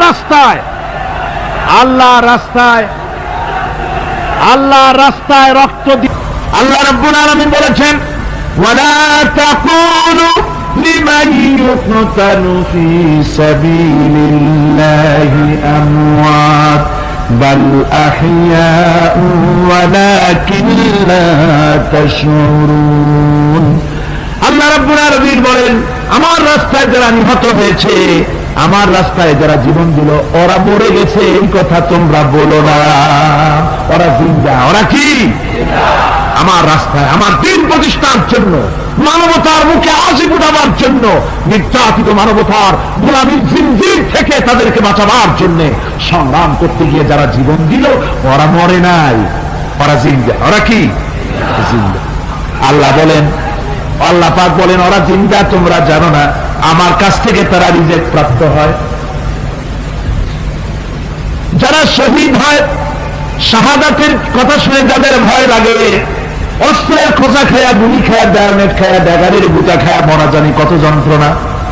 নবীজি বলতেছেন, আন আবি হুরায়রা রাদিয়াল্লাহু তাআলা আনহু আন্না রাসূলুল্লাহ সাল্লাল্লাহু আলাইহি ওয়াসাল্লাম মা ইয়াজিদু আশ-শাহীদু মিন মাসসিল কাতল কামা ইয়াজিদু আহাদুকুম মিন মাসসিল কারছা। তিরমিজি ও নাসাই। আল্লাহ নবী বলেছেন, হযরত আবু হুরায়রা হাদিসটি বর্ণনা করেছেন, নবীজি বলেছেন শাহাদাতের মওত হলো তোমাদের কেউ যদি আরেকজনকে একটা চিমটি কাটে, ওই চিমটি কাটায় যতটুকু যন্ত্রণা, শাহাদাতের মওতের এর চাইতে বেশি কিছু যন্ত্রণা নয়। শাহাদাতের মওতটা হচ্ছে একটা সেতু। এটা কি সেতু? এটা ব্রিজ। এপারে দুনিয়া, ওপারে আল্লাহ। সুবহানাল্লাহ ওয়া বিহামদি। মরার সাথে সাথে দিদার ইলাহি নসিব হয়ে যাবে। সুবহানাল্লাহ। সাহাবায়ে কেরাম, আপনি চিন্তা করেন, তাদের মা বাবা বিবি বাল বাচ্চা সন্তান সবকিছুকে ফেলে রেখে আল্লাহ দ্বীনের জন্য রক্ত দিতে পেরেছেন। কি কারণে? জীবনকে তাদের কাছে তুচ্ছ মনে হয়েছে। এই জীবন জীবন নয়, ওই জীবনই তো সবচেয়ে সেরা জীবন, যে জীবনে আমার মাওলা আমার উপরে খুশি হয়ে যাবে। সুবহানাল্লাহ। আমার মাবুদ আমার উপরে খুশি হয়ে যাবে। ওইটা হচ্ছে সবচেয়ে নিয়ামতের মওত। এই জন্য রাসূল সাল্লাল্লাহু আলাইহি ওয়াসাল্লাম বলেছেন, কেউ যদি শাহাদাতের তামান্না করে দিল থেকে, সে যদি তার বিছানায় মরে, আল্লাহ পাক ওটাকে শাহাদাত হিসেবে ধরে নেবেন। হযরত ওমর রাদিয়াল্লাহু তাআলা দোয়া করতেন, আল্লাহুম্মা রযুকনি শাহাদাতান ফি সাবিলিক ওয়াজআল মাউতি ফি বালাদি রাসূলিক। আয় আল্লাহ, তুমি দয়া করে মেহেরবানি করে আমাকে শাহাদাতের পেয়ালা পান করাও। শাহাদাতের মওত সবচেয়ে নিয়ামতের মওত। কিয়ামতের দিন এই শহীদ তার আত্মীয়-স্বজনের ব্যাপারে 70 জন লোকের ব্যাপারে আল্লাহর কাছে সুপারিশ করার মতো পাওয়ার লাভ করবে। শহীদ ভাইরা, এই শাহাদাত নসিব হওয়ার জন্য তামান্না আমাদের দিলের মধ্যে থাকা উচিত। আল্লাহ দ্বীন প্রতিষ্ঠার জন্য প্রয়োজনে আমরা জান দিব, মাল দিব। পারবো না? পারবো কিনা? আমার ভাইরা, আব্দুল উজ্জা মক্কা শরীফে বাড়ি, 20 বছরের যুবক। পরিবারের মধ্যে সবসময় চায়, এতিম মানুষ, বাপ মারা গেছে, একেবারে ছোট অবস্থায়, খুব গরিব। চাচা তাকে বড় করেছে, চাচা তাকে ঘর দিয়েছে, বাড়ি দিয়েছে। বুখারীর হাদিস, বুখারী শরীফে এসেছে। বাড়ি, ঘর, জায়গা, জমি, সোনা দানা, টাকা পয়সা, উট ঘোড়া সব দিয়েছে, প্রতিষ্ঠিত করে দিয়েছে। কিন্তু আব্দুল উজ্জা শান্তি পায় না। রাসূল পাক সাল্লাল্লাহু আলাইহি ওয়াসাল্লাম দ্বীনের দাওয়াত দিচ্ছেন, মন চায় তাওহীদের এই সুরা সেও পান করে, কিন্তু চাচার ভয়তে পারে না। মনটা চাচ্ছে, আহা, চাচা যদি ইসলাম কবুল করতো তাহলে আমার জন্য ব্যাপারটা সহজ হয়ে যেত। এভাবে চিন্তা করতেছে। হঠাৎ একদিন রাসূল পাক সাল্লাল্লাহু আলাইহি ওয়াসাল্লাম হিজরত করলেন। এরপরে আব্দুল উজ্জার ধৈর্যের বাঁধ ভেঙে গেল। আব্দুল উজ্জা গিয়ে বলছে, চাচা, মুহাম্মদ সাল্লাল্লাহু আলাইহি ওয়াসাল্লামের নাম তো নিশ্চয়ই শুনেছেন। বলে, হ্যাঁ শুনেছি। তিনি যে ইসলামের দাওয়াত দেন, ওটা আপনার কাছে কেমন লাগে? তার মানে বলছে যে, আমার কাছে তো খুব ভালো লাগে। চাচা, ইসলাম কি কবুল করবেন? এই অগণিত মূর্তির সামনে মাথা নত করে আমাদের কোনো লাভ নাই। এই মূর্তিগুলি আমাদের কোনো সাহায্য করতে পারে না। এক আল্লাহ বিশ্বাস করার জন্য মুহাম্মদ সাল্লাল্লাহু আলাইহি ওয়াসাল্লাম আমাদের বলেছেন। চাচা বলছে, খবরদার, এই কথা যদি আবার উচ্চারণ করো তাহলে আমি তোমাকে যা দিয়েছি সব ছিনায় নেব। আব্দুল উজ্জা বলছেন, তাহলে আর আমি সহ্য করতে পারলাম না। চাচা, আপনার সামনেই আমি ঘোষণা করলাম, একদিন চাপা রেখেছি, আর পারলাম না। আমি ঘোষণা করে দিলাম, লা ইলাহা ইল্লাল্লাহু মুহাম্মাদুর রাসূলুল্লাহ। চাচা বলল, তুমি এর পরিণতি জানো? আব্দুল উজ্জা বলল, কি পরিণতি? চাচা বলতেছি, এই কলেমা পড়ার কারণে আমি তোমাকে যা দিয়েছিলাম, ঘোড়া দিয়েছি, উট দিয়েছি, বাড়ি দিয়েছি, সব আমি তোমার কাছ থেকে ছিনাইলাম, সব ফেরত দিতে হবে। তিনি বললেন, আমি রাজি আছি, আমি রাজি আছি। আপনি আমার সোনা দানা, ঘোড়া, উট আর ঘর বাড়িটা দান করেছেন, এই দুনিয়াটার মালিক যদি আমার বানায় দিতেন, আমি এর বিনিময় কলেমা পড়া থেকে আর আমি নিজেকে থামায় রাখতে পারি না। বলে, আমার সব আমাকে ফেরত দাও। বলল, দিলাম, যা আপনি দিয়েছেন সব আপনাকে ফেরত দিলাম। চাচা বলছে, জায়গা জমি, টাকা পয়সা, সোনা দানা সব পেলাম, তোমার গায়ে যে জামা, তোমার পরনের যে লুঙ্গি, ওটা আমার টাকার খরচ। আব্দুল উজ্জা বললেন, আপত্তি নাই, জামা খুলে দিলে, পরনের লুঙ্গিটাও খুলে দিলে। 20 বছরের যুবক এই অবস্থায় চলে গেলেন মায়ের কাছে।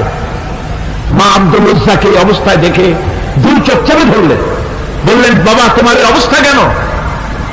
ছেলে বলছে, মা ইমান আনার কারণে আমি সব হারাই ফেলেছি, আমার আর কিছুই নাই, ইমান আনার কারণে আমার এই অবস্থা হয়েছে। মা বলছে, বাবা আমার কাছে কি চাও?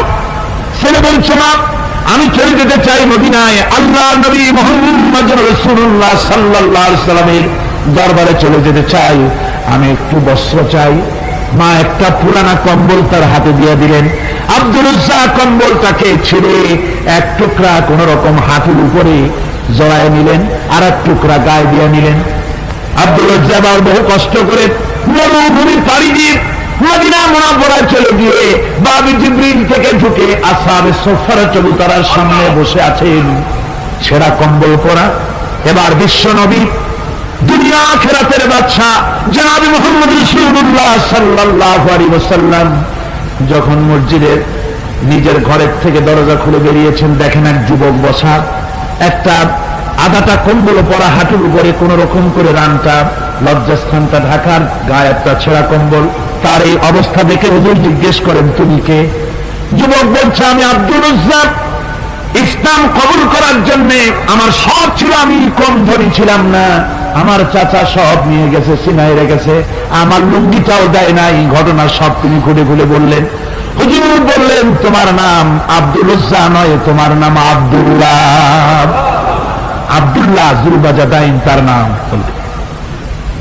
হযরত আব্দুল্লাহ জুলবাজাদাইন কি রাসূলুল্লাহ দিয়ে দিলেন, আসহাবে সুফফাদের সাথে মিলাই দিলেন, এখানে থাকো, খাবার আসতে পরে খাবে। তাদের সব সময় খাবার থাকতো না। আসহাবে সুফফায় তারা থাকতেন যাদের ঘর নাই, বাড়ি নাই, থাকার জায়গা নাই। ক্ষুধার জ্বালা যখন তারা অতিষ্ঠ হয়ে যেতেন, নবীজি ঘরের থেকে তাহাজ্জুদের জন্য যখন বেরোতেন, ক্ষুধার্ত সাহাবীরা রাসূলের চেহারা দেখার সঙ্গে সঙ্গে ক্ষুধা নিবৃত্ত হয়ে যেত। হযরত রাসূল পাক সাল্লাল্লাহু আলাইহি ওয়াসাল্লাম আব্দুল্লাহকে ওনাদের মধ্যে ভিড়াই দিলেন। আব্দুল্লাহ এবার কোরআন শরীফ পড়ে, কোরআন শরীফ পড়তে গিয়া চিল্লায় চিল্লায় তিনি পড়েন, আস্তে আস্তে পড়েন না। সাহাবীরা বিরক্ত হয়ে রাসূলের কাছে নালিশ করলেন যে বড় চিল্লায় কোরআন পড়ে, আমাদের নামাজেও ডিস্টার্ব হয়। হুজুর বলেন, সাহাবীরা কেউ আব্দুল্লাহর ব্যাপারে কোনো কথা বলবে না, তারে চিল্লাইতে দাও, যেহেতু ঈমানের জন্য তারে বড় মূল্য দিতে হয়েছে। পরনের লুঙ্গিটা পর্যন্ত আনতে পারে নাই, যত খুশি চিৎকার করে আল্লাহর কালাম পড়ুক। তাবুকের যুদ্ধ, রাসূলুল্লাহ তাবুকের দিকে রওনা করেছেন, 30,000 সৈন্য নিয়ে রওনা করেছেন। ওই জিহাদে মানুষেরা প্রাণ ভরে রাসূলুল্লাহকে সাহায্য করেছেন। মেয়ে লোকেরা নাকের ফুল, কানের দুল, গলার হার খুলে খুলে রাসূলের কদম মোবারকে দিয়ে দিয়েছে। ধনীরা টাকা পয়সা সব দিয়েছে। হযরত আবু বকর তো যা ছিল সব এনে দিয়েছে, কিছু ছিল না ঘরে। রাসূল রওনা করলেন।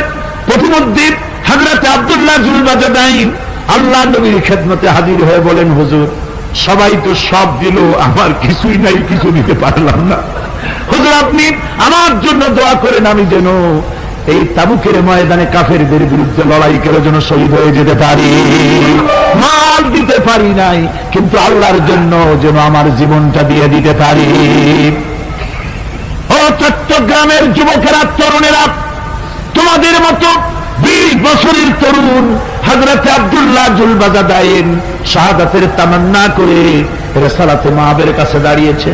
হুজুর বললেন, একটা গাছের বাকল নিয়ে আসো। একজন একটা বাকল নিয়ে এলো। রাসূলুল্লাহ এই বাকলটা আব্দুল্লাহ জুলবাজাদাইনের হাতে লাগাই দিলেন। রাসূলুল্লাহ বললেন, আয় আল্লাহ, আমি আব্দুল্লাহর রক্ত কাফেরদের জন্য হারাম করে দিলাম।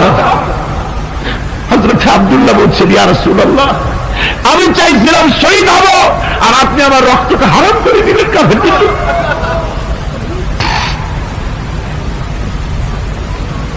আল্লাহ নবী বলেন, আব্দুল্লাহ কোন চিন্তা করো না, তোমার মৃত্যু যদি জ্বরেও হয়, আল্লাহ রাব্বুল আলামিন তোমার শাহাদাতের দরজা দিয়ে দিবেন। তাবুকের প্রান্তরে চলে গেলেন।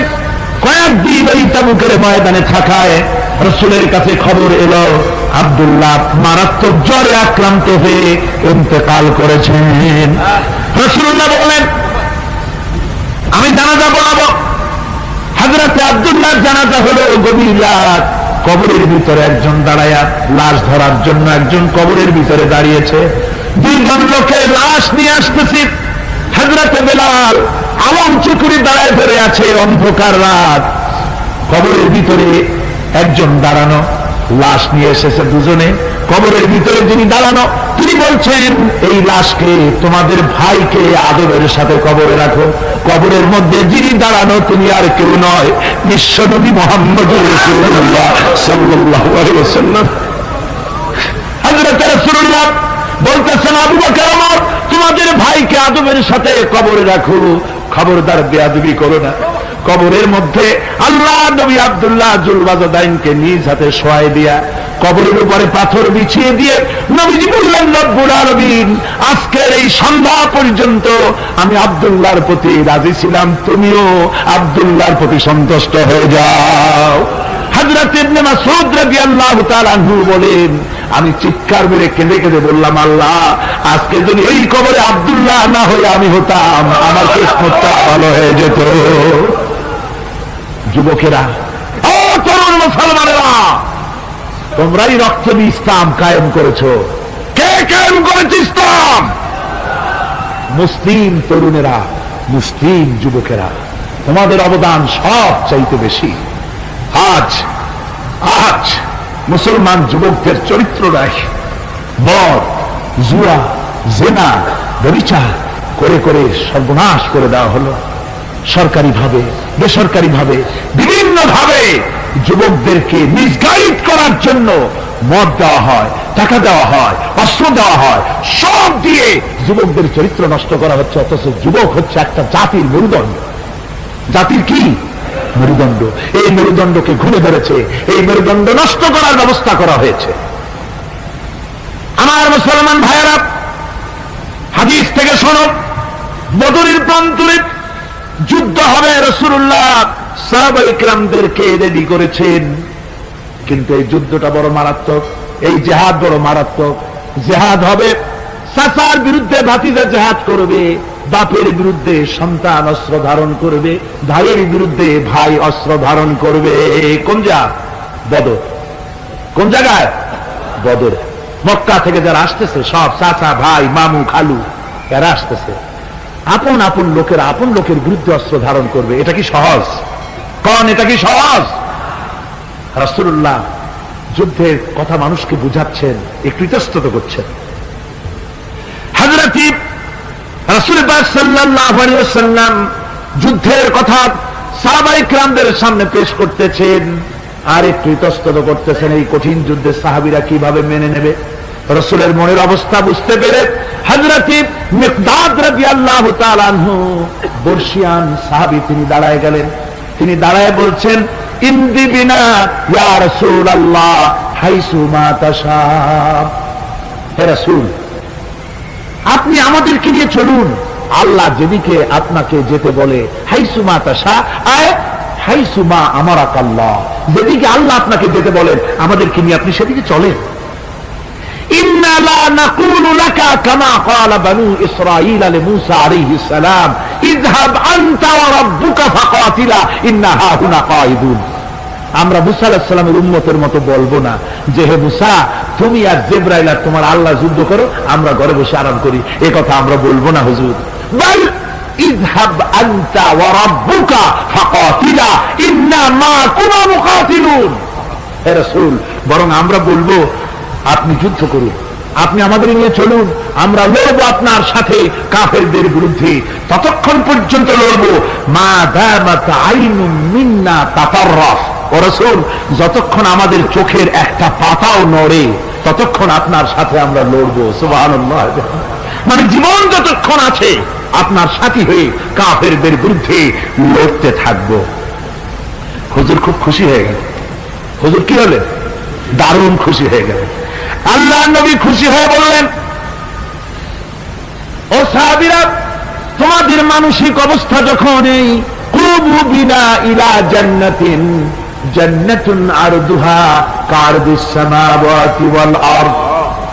ও সাহাবীরা, তোমাদের মানসিকতা যখন এমন তখন আমার সাথে তোমরা দাঁড়াও, আমার সাথে ওঠো, আমার সাথে চলো জান্নাতের দিকে। রাসূলুল্লাহ বলছেন আমার সাথে চলো বেহেশতে। কোন বেহেশত?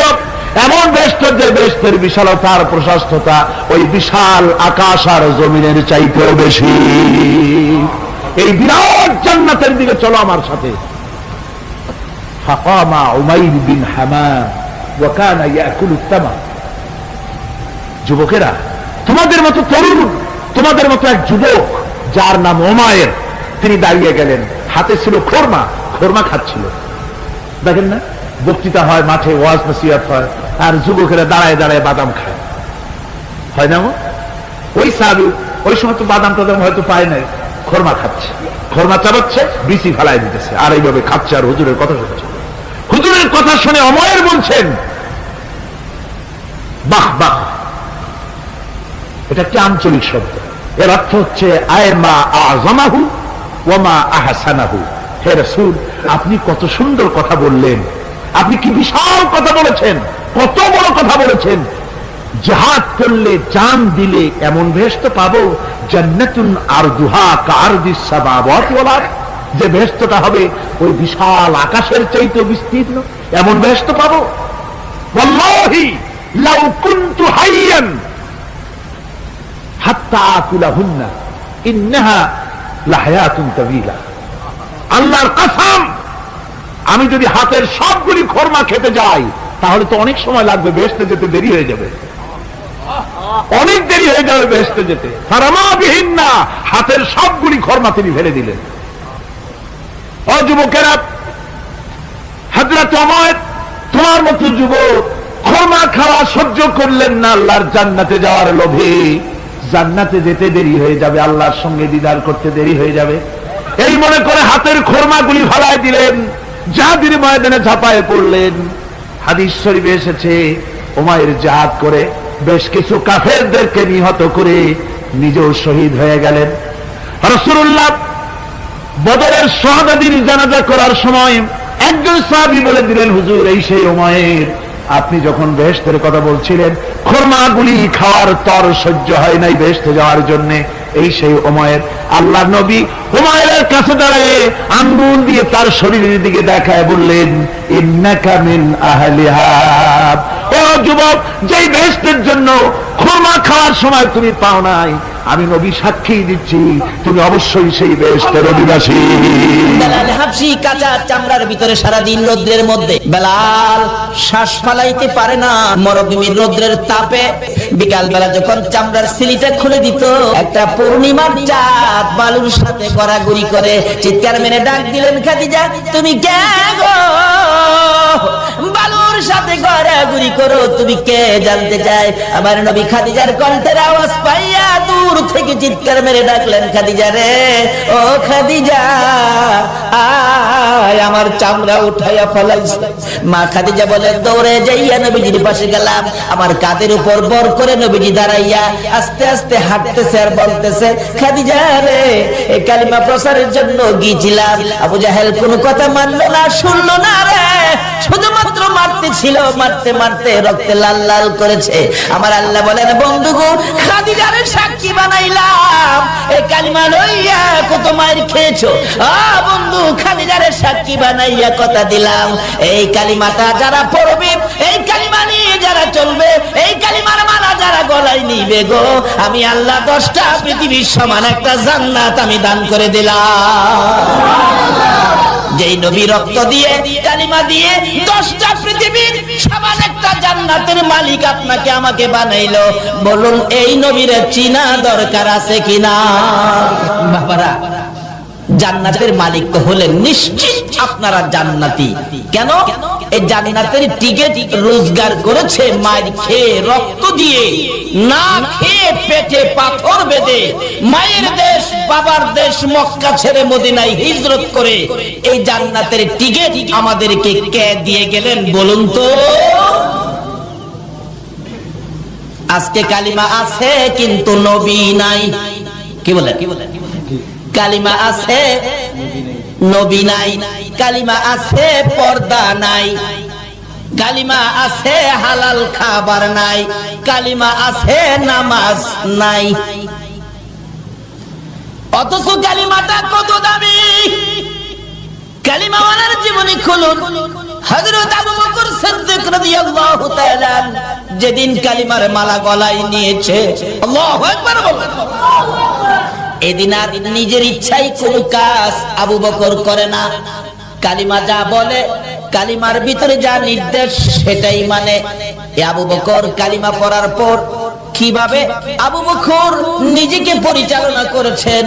আবু বকর কালিমা পড়ার পর কালিমার সাথে সম্পর্ক কত গভীর। একদিন আবু বকর মা আয়েশা সিদ্দিকাকে জিজ্ঞেস করেন, আয়েশা, তোমাকে অল্প বয়সে নবীজির কাছে বিবাহ দিছি, অল্প বয়সে, তুমি কি জানো তোমারে কেন বিবাহ দিছি? মা আয়েশা বলেন, বাবা গো, আমি তো জানি না। আবু বকর বলেন, আয়েশা রে, অল্প বয়সে তোমাকে নবীর কাছে বিবাহ দিয়েছি। অল্প বয়সে রাসূলের কাছে বিবাহ দেওয়ার কারণ হলো আমি আবু বকর জান্নাতে যেতে চাই। আল্লাহু আকবার। যেহেতু কালিমা পড়েছি, জান্নাতের টিকিট পেয়েছি, আমি জান্নাতে যেতে চাই।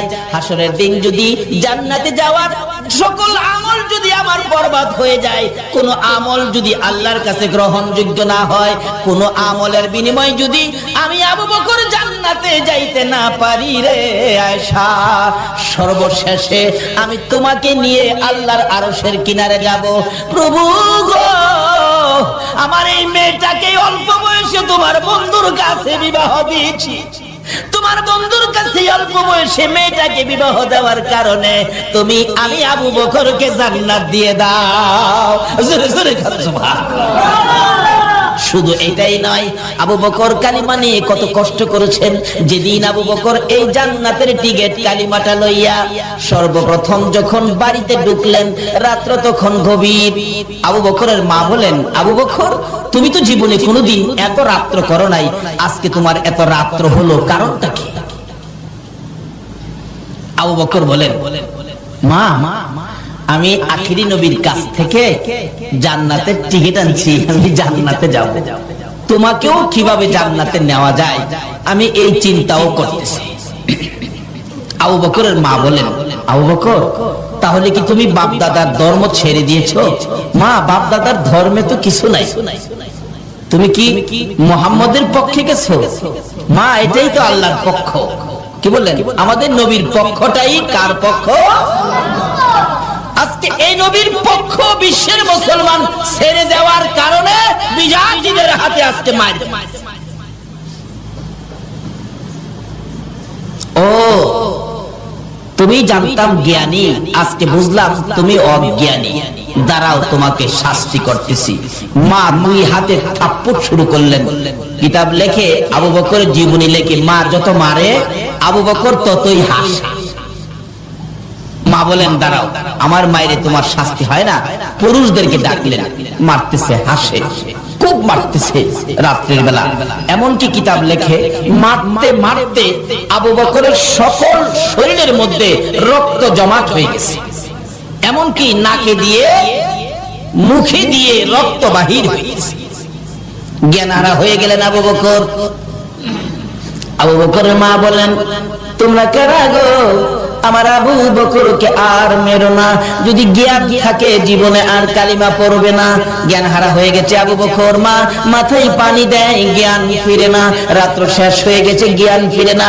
সকালবেলা বহু সময় পর মা ডাকতেছে, এরে আবু বকর, তোমার খাইলি, জ্ঞান ফিরে না, আর কি জীবনে কালিমাটা পড়বি? একটু পরে দেখা যায় আবু বকর দুইটা চোখ খুলে মার দিকে তাকাইলেন। মা সঙ্গে সঙ্গে এক গ্লাস পানি নিয়ে আবু বকরের কাছে গেলেন।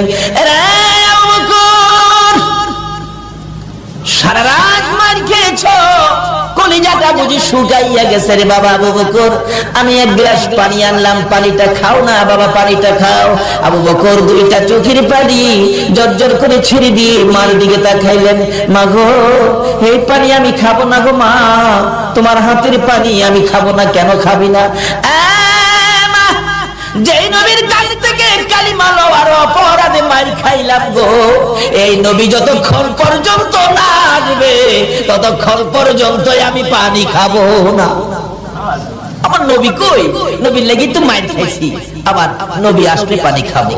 আমার নবীর কানে খবর গেলে দয়ার নবী মায়ার নবী দুইটা চোখের পানি ছেড়ে দিলেন।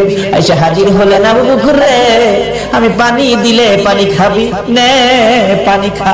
আমার আল্লাহ বলেন, বন্ধু গো, আবু বকরকে জানিয়ে দাও, এই কালিমা লইয়া এত মার খেয়েছে, আজকে তুমি আবু বকরের দরদি হইয়া এক গ্লাস পানি মুখের কাছে তুলে দিলা। আমি আল্লাহ কথা দিলাম, এই আবু বকরকে আমি আল্লাহ নিজের হাতে হাউজে কাউসারের পানি খাওয়াইবো। এ বন্ধু, আরেকটা জানাইয়া দাও, এই আবু বকর সর্বপ্রথম কালিমা লইয়া যে মার খেয়েছে, তারপরেও তোমার ভালোবাসা ছাড়ে নাই, কালিমা ছাড়ে নাই। আমি আল্লাহ কথা দিলাম, এই আবু বকর যতক্ষণ পর্যন্ত জান্নাতের মধ্যে পাও না দিবে, কোন নবীর উম্মতেরা জান্নাতে যাইতে পারবে না। শুধু আবু বকর নয়, আরো কত জীবনী খুলুন। হযরতে বেলাল হাবশী রাদিয়াল্লাহু তাআলা আনহু, তারা এই কালিমা পাইয়া কষ্ট করেছে, মার খেয়েছে, কালিমা ছাড়ে নাই। কালিমা যা করার কথা তাই তারা করেছে।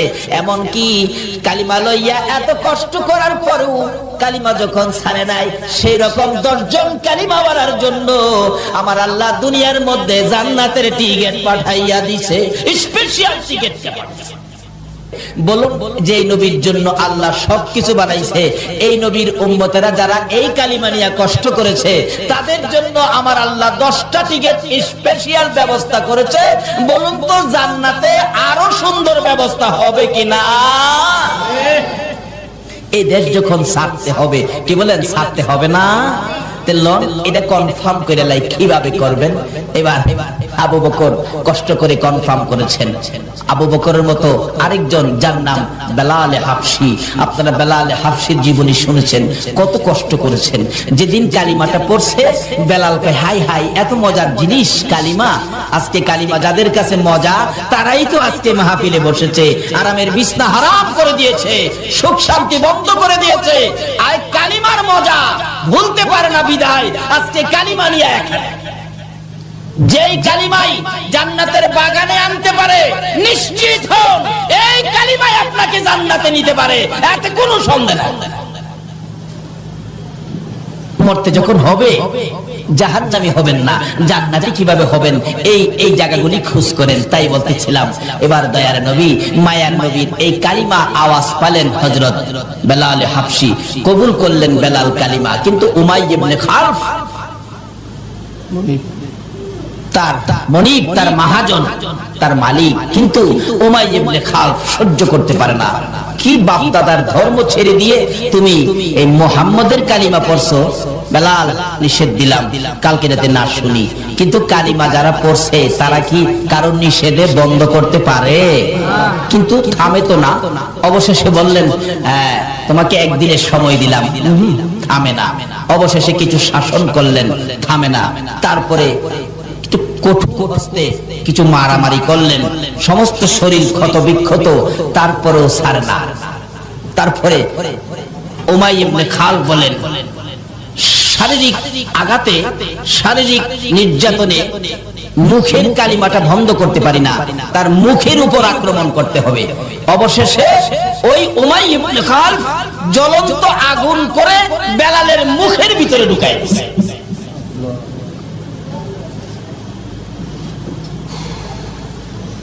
কত কষ্ট করে রোজগার করে আজকে আমাদের কাছে কালিমা। রাসূল বলছেন, মৃত্যুর সময় যদি কারো মুখ থেকে এই কালিমাটা বাহির হয়, এই কালিমা পরে পরে যদি কেউ মৃত্যু হয়, তাহলে তুমি নিশ্চিত হবে তোমাকে আমি রাসূল সুপারিশ করে জান্নাতে নিয়ে যাব। কারণ যে কালিমা পড়তে পড়তে মৃত্যু হয়েছে, রাসূল বলেন আমার উপর ওয়াজিব হয়ে গেছে তাকে নিয়ে জান্নাতে। কিন্তু কালিমা নসিব হবে না, মুখ দিয়ে কালিমা বাহির হবে না এক কিসিমের মানুষের, যারা মা বাবাকে কষ্ট দিচ্ছেন। বলুন কাকে? যারা মা বাবাকে কষ্ট দিচ্ছেন, তাদের মুখ থেকে কালিমা বাহির হবে না। কারণ কবি বলেন, শিকায়াত কো হর কুনাত উস্তাজেরা, গ্রেফতারে বাসাত বালা চারেরা। কিছু জিনিস আছে, যেমন পীর, উস্তাদ, বুজুর্গ, আল্লাহর ওলি এবং মা বাবা, এই কিসিমের পার্সন যারা, তাদের সাথে যারা বেয়াদবি বেত্তমিজি করেছেন, তাদের শাকায়াত যারা করেছেন তাদের উপর চারটা বালা মুসিবত আক্রমণ করবে। এক নম্বরে হবে তাদের মধ্যে কোনো শান্তি থাকবে না। বাড়িঘর বড়, বিদ্যা বুদ্ধি অনেক, টাকা পয়সাও বেশি, জিগাইলে খালি কেব না, শান্তি নাই, কোনো শান্তি তাদের মধ্যে থাকবে না। দুই নম্বরে হবে তাদের রুজি রোজগারের মধ্যে বরকত হবে না। তিন নম্বরে হবে তাদের মৌত হবে অ্যাক্সিডেন্টে, মৌত হবে অ্যাক্সিডেন্টে। চার নম্বরে হবে মৃত্যুর সময় তার কালিমা নসিব হবে না। তার জ্বলন্ত প্রমাণ নবীর আদরের সাহাবী যার নাম হযরতে আলকামা রাদিয়াল্লাহু তাআলা। আলকামা তার মাকে কষ্ট দিয়েছিলেন, কিন্তু মৃত্যুর সময় গণায় আসছে, তার সাকরাত শুরু হয়ে গেল। নবীজি খবর পায়া সাহাবীদেরকে পাঠাইলেন, তাকে কালিমাটা পড়াও, কারণ কালিমা পড়তে পড়তে মৃত্যু হলে তাকে নিয়ে জান্নাতে যাও আমি নবীর উপরে ওয়াজিব হবে, তাই তোমরা কালিমা পড়াও। কিন্তু কালিমার কথা বললে আলকামার চোখ থেকে পানি আসে, মুখ থেকে কালিমা আসে না। নবীর সাহাবী কিন্তু কালিমা আসে না। রাসূল খবর পায়া নিজেই গেলেন, আলকামা তুমি পড়ো কালিমা লা ইলাহা ইল্লাল্লাহু মুহাম্মাদুর রাসূল। আলকামা শুধুমাত্র নবীর দিকে তাকাইয়া দুইটা চোখের পানি ছাড়ে, কালিমা পড়ে না, মুখ দিয়ে আসে না। ওই যে মারে কষ্ট দিছে, মাকে যারা কষ্ট দিয়েছেন, নামাজি হতে পারেন, হাজী গাজী হতে পারেন, কিন্তু মৃত্যুর সময় আপনার কালিমা নসিব হবে।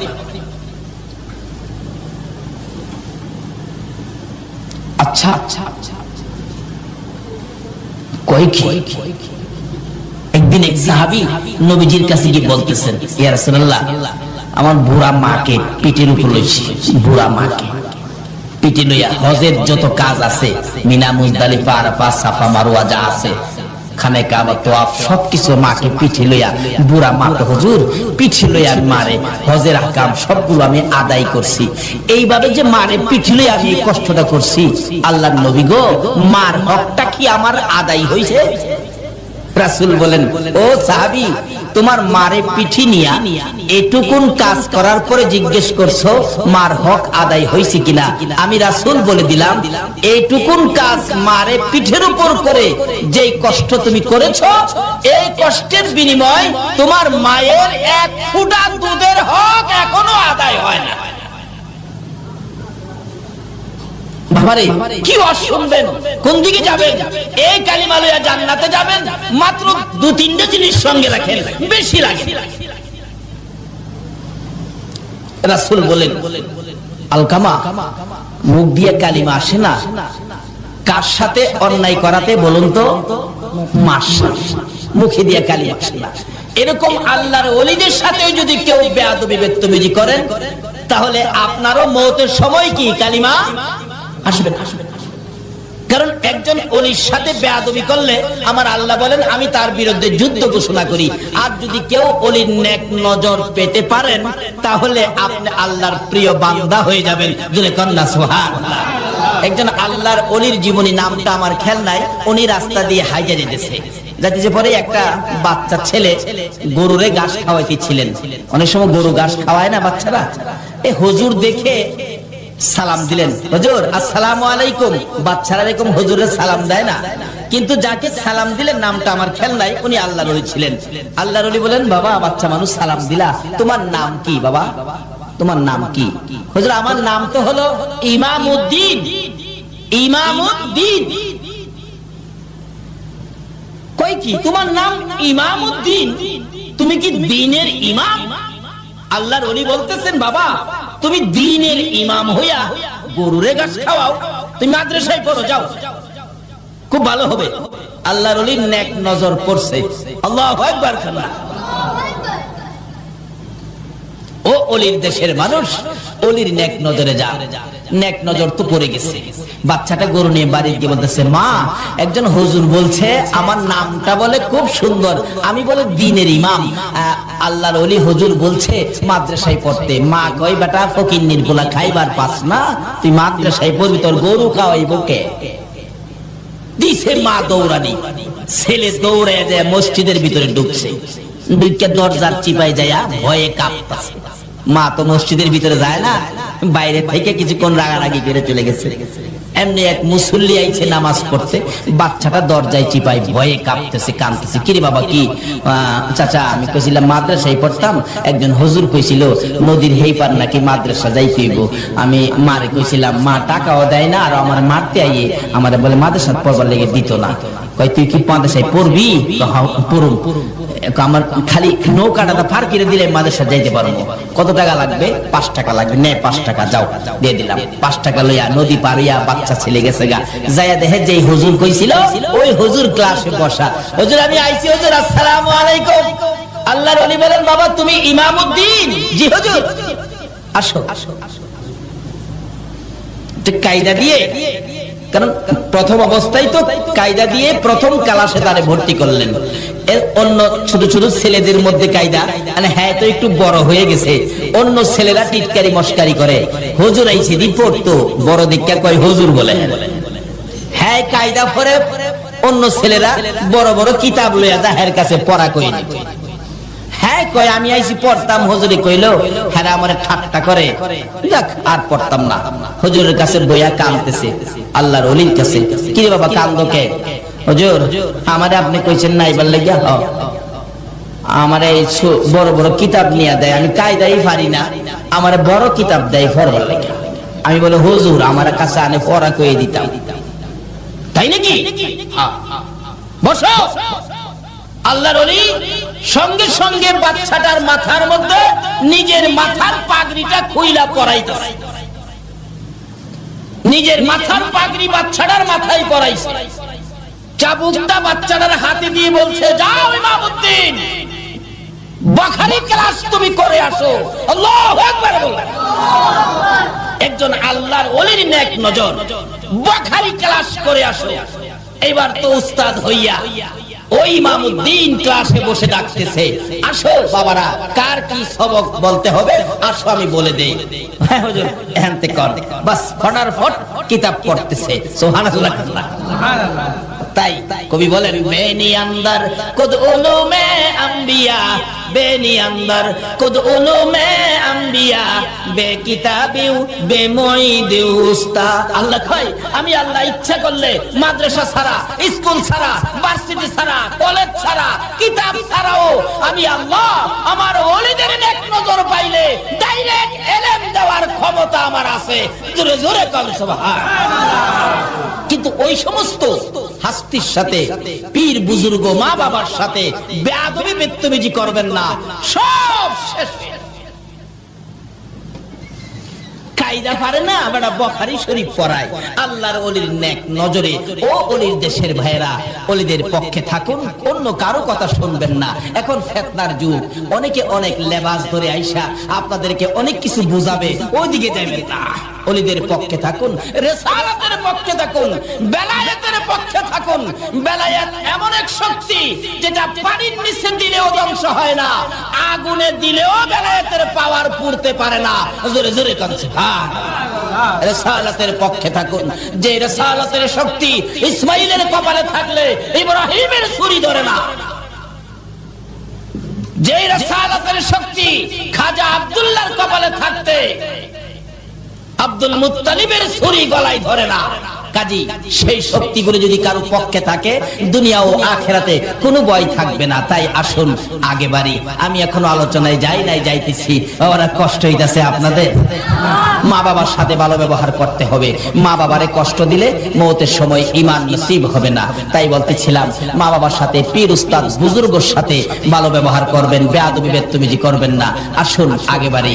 আলকামা অবশেষে কালিমা যখন আসেই না, রাসূল বলেন কি ব্যাপার? এমন সময় জিবরাইল আয়াত, হুজুর এই কালিমা আসবে না মুখ দিয়া কেন? তার মাকে কষ্ট দিছে। মাকে কষ্ট দিছে। তোমরা একটা কাজ করো, লাকড়ি জোগাড় করো। সাহাবীরা লাকড়ি জোগাড় করলেন, আগুন জ্বালাও। আগুন জ্বলতেছে ধাউ ধাউ করে। আলকামাকে ধরে আইনা আগুনে ফালাও। এই কথা বলার পরে মা দৌড়ায় আসছে, হুজুর আমার আলকামাকে আগুন দিবেন কেন? কি ব্যাপার? তোমার আলকামা নাকি তোমাকে কষ্ট দিছে, এখন এই বিচারের জন্য তাকে আগুনে ফালানো হবে। আলকামার মা বলেন, হুজুর আমারে কষ্ট দিছে দেখা আমার ছেলেরে আমার সামনে আগুন দিবেন, আমি মা কেমনে সইব? হুজুর একটা কাজ করেন, আমি আমার ছেলেরে মাফ করে দিছি, আপনিও মাফ করে দেন, আল্লাহকেও বলেন মাফ করে দিতে। রাসূল বলেন, মা ক্ষমা করার সাথে সাথে আলকামা ঠাস ঠাস করে কালিমা পড়তে পড়তে জান্নাতি হয়ে বিদায় হয়ে গেছে। আর কেউ বলতে হয় নাই, এমনি থেকেই কালিমা পড়া শুরু করে দিছে। বাবারা, মাকে কষ্ট দিবেন, মৌতের সময় কালিমা নসিব হবে না। তাই এই আমলগুলো যেন আমাদের সাথে থাকে, সকলে বলুন আমিন। আসুন বলতেছিলাম, এটা কেমন কালিমা? এক একটা কালিমাওয়ালাকে 10টা পৃথিবীর সমান জান্নাত। কিন্তু এই কালিমার মর্যাদা, কালিমাটা কি জিনিস একটু বুঝে শুনে কিছু করলাম না, করতাম যদি আবু বকরের মতো মায়ের খেতে হতো, যদি বেলালের মতো, বেলালে হাফসির মতো মুখের মধ্যে আগুন ঢুকাইতো, তাহলে কালিমার বলল, কালিমার মর্যাদা দিতে পারতাম। উমাইয়া ইবনে খাল বলেন, মুখের ভিতরে আগুন দিলাম, বেলাল তো কালিমা ছাড়ে না। সারা শরীর ক্ষত বিক্ষত হয়ে গেল, সারা শরীর গা হয়ে গেল, কালিমা ছাড়ে না। তারপরে নিষ্ঠুর পাশার উমাইয়া ইবনে খাল নির্দেশ দিলেন, বেলালকে সারা শরীর গা অবস্থায় একটা কাঁচা চামড়ার ভিতরে ঢুকাইলেন, কাঁচা উটের চামড়ার ভিতরে ঢুকাইয়া সেলাই করে মরুভূমির রোদের মধ্যে ফালাইলেন। বলুন অপরাধটা কি ছিল? অপরাধটা এই কালিমা লইয়া এত কষ্ট করেছে, আজকে কালিমা লইয়া 5 ওয়াক্ত নামাজ পড়তে রাজি না।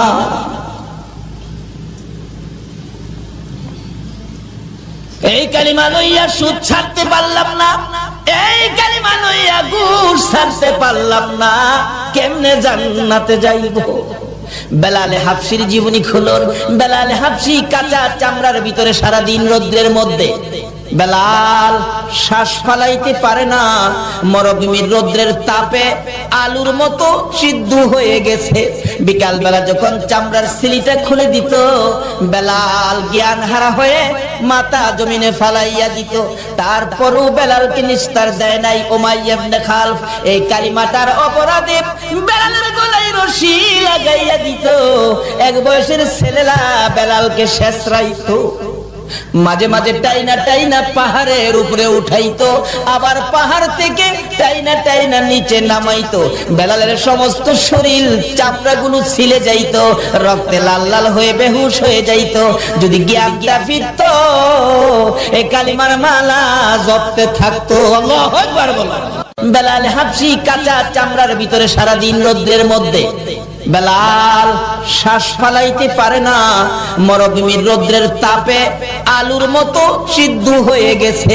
বিকাল বেলা যখন চামড়ার সিলিটা খুলে দিত, বেলাল জ্ঞান কিতাব লেখে আমার নবী এমন মায়ের খাইলো কালিমা প্রচার করতে যাইয়া, বইতে পারে না, উঠতে পারে না, হাঁটতে পারে না। অবশেষে কলি দিয়ে কর্নিং করে করে হুজরার দিকে রওনা হলেন। মা খাদিজা বলেন, বহু সময় হয়ে গেল, রাসূল ফিরে আসতেছে না কেন, একটু বাহির হয়ে দেখি। ঘর থেকে বাহির হইয়া মা খাদিজা বলেন, আমি দেখতেছি একটা পূর্ণিমার চাঁদ বালুর সাথে গড়াগড়ি করে। চিৎকার মেরে ডাক দিলেন, খাদিজা তুমি কে গো?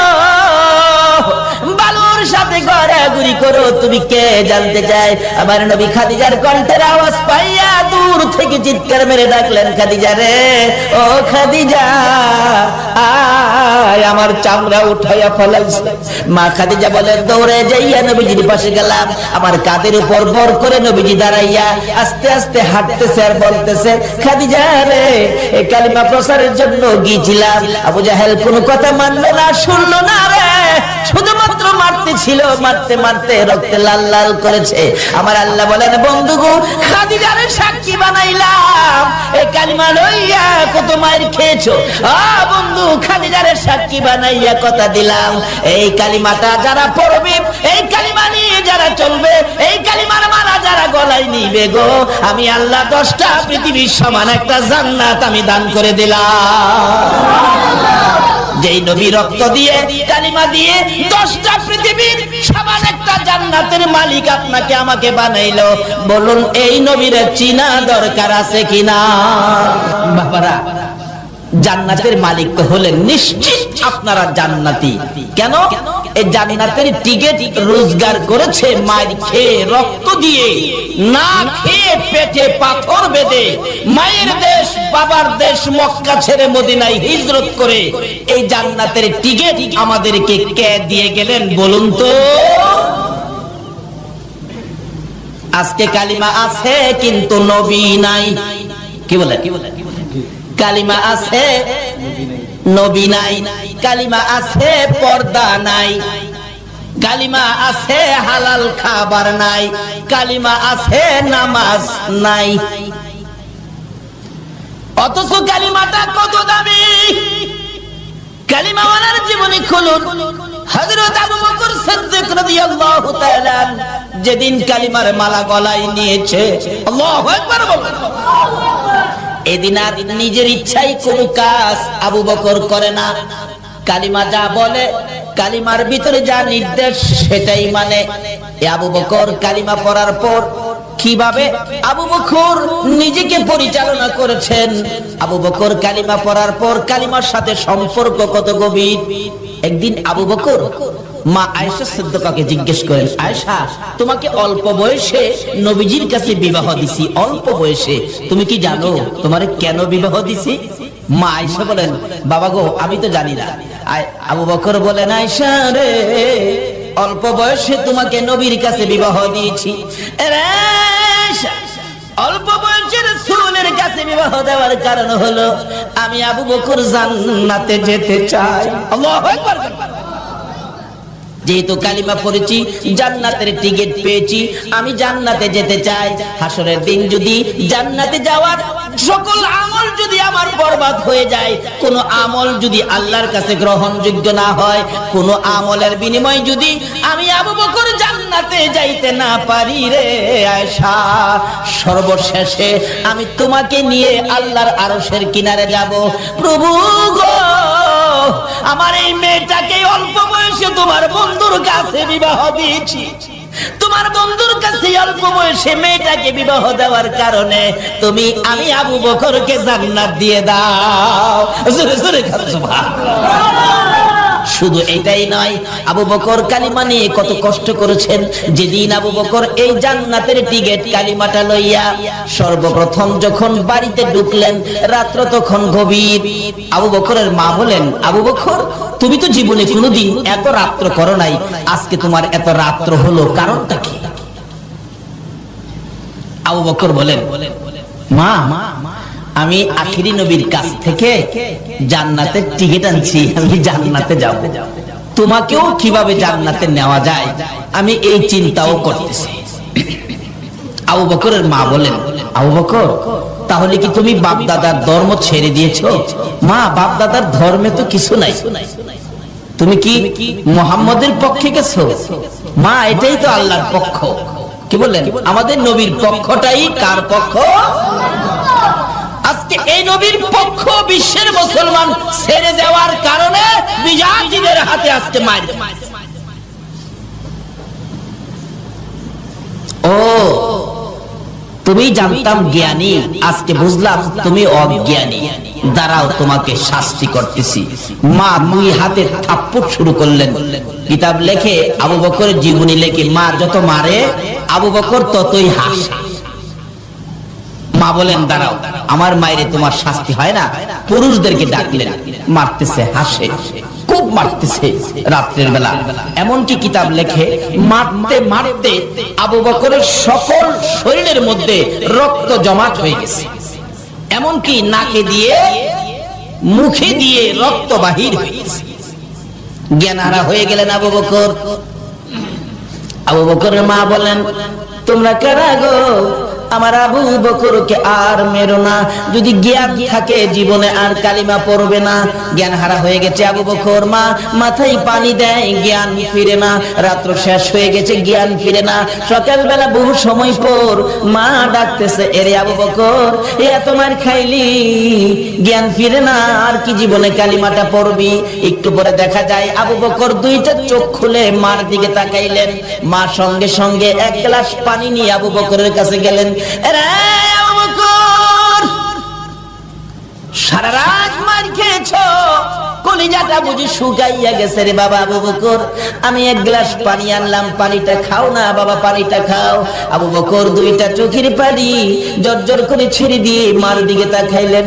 মা গো, এই পানি আমি খাবো না গো মা, তোমার হাতের পানি আমি খাবো না। কেন খাবি না? যেই নবীর কাছ থেকে কালিমা লওয়ার অপরাধে মার খাইলাম গো, এই নবী যতক্ষণ পর্যন্ত না আসবে ততক্ষণ পর্যন্ত আমি পানি খাবো না। আমার নবী কই? নবীর লাগি তো মার খাইছি, আমার নবী আসলে পানি খাবো। আমার নবীর কানে খবর গেলে দয়ার নবী মায়ার নবী দুইটা চোখের পানি ছেড়ে দিলেন। আইসা হাজির হলেন, আবু বকর রে, আমি পানি দিলে পানি খাবি, নে পানি খা। আমার আল্লাহ বলেন, বন্ধু গো, আবু বকরকে জানিয়ে দাও, এ কালিমা লইয়া এত মার খেয়েছে, আজকে তুমি আবু বকরের দরদি হইয়া এক গ্লাস পানি মুখের কাছে তুলে দিলা। আমি আল্লাহ কথা দিলাম, এই আবু বকরকে আমি আল্লাহ নিজের হাতে হাউজে কাউসারের পানি খাওয়াইবো। এ বন্ধু, আরেকটা জানাইয়া দাও, এই আবু বকর সর্বপ্রথম কালিমা লইয়া যে মার খেয়েছে, তারপরেও তোমার ভালোবাসা ছাড়ে নাই, কালিমা ছাড়ে নাই। আমি আল্লাহ কথা দিলাম, এই আবু বকর যতক্ষণ পর্যন্ত জান্নাতের মধ্যে পাও না দিবে, কোন নবীর উম্মতেরা জান্নাতে যাইতে পারবে না। শুধু আবু বকর নয়, আরো কত জীবনী খুলুন। হযরতে বেলাল হাবশী রাদিয়াল্লাহু তাআলা আনহু, তারা এই কালিমা পাইয়া কষ্ট করেছে, মার খেয়েছে, কালিমা ছাড়ে নাই। কালিমা যা করার কথা তাই তারা করেছে। এমন কি কালিমা লইয়া এত কষ্ট করার পরেও কালিমা যখন ছাড়ে নাই, সেই রকম 10 জন কালিমা বলার জন্য আমার আল্লাহ দুনিয়ার মধ্যে জান্নাতের টিকেট পাঠাইয়া দিছে, স্পেশাল টিকেট। বলুন, যে নবীর জন্য আল্লাহ সবকিছু বানাইছে, এই নবীর উম্মতেরা যারা এই কালিমা নিয়ে কষ্ট করেছে, তাদের জন্য আমার আল্লাহ 10টা টিকেট স্পেশাল ব্যবস্থা করেছে। বলুন তো, জান্নাতে আরো সুন্দর ব্যবস্থা হবে কিনা?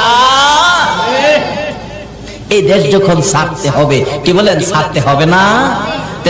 এটা কনফার্ম করে লাই, কিভাবে করবেন?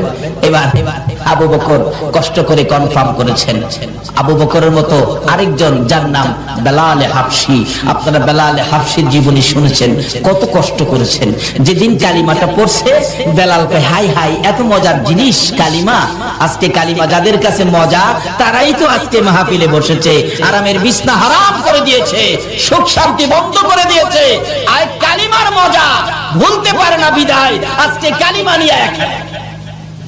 যেই কালিমাই জান্নাতের বাগানে আনতে পারে, নিশ্চিত হন এই কালিমাই আপনাকে জান্নাতে নিতে পারে, এতে কোনো সন্দেহ নেই। মরতে যখন হবে, জাহান্নামী হবেন না, জান্নাতি কিভাবে হবেন, এই জায়গাগুলি খোঁজ করেন। তাই বলতেছিলাম, এবার দয়ার নবী মায়ার নবীর এই কালিমা আওয়াজ পালেন হযরত বেলাল হাবশী, কবুল করলেন বেলাল কালিমা। কিন্তু উমাইয়া ইবনে খালফ, তার মহাজন, তার মালিক, কিন্তু উমাইয়া ইবনে খালফ সহ্য করতে পারে না। কি বাপ দাদার ধর্ম ছেড়ে দিয়ে তুমি এই মুহাম্মদের কালিমা পড়ছো?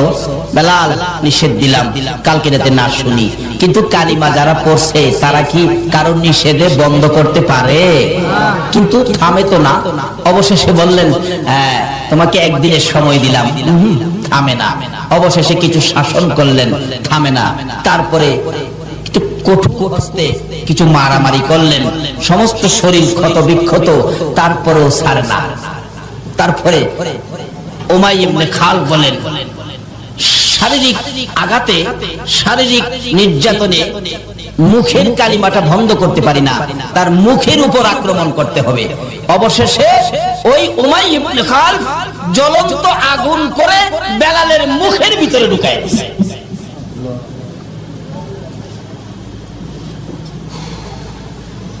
কত কষ্ট করে রোজগার করে আজকে আমাদের কাছে কালিমা।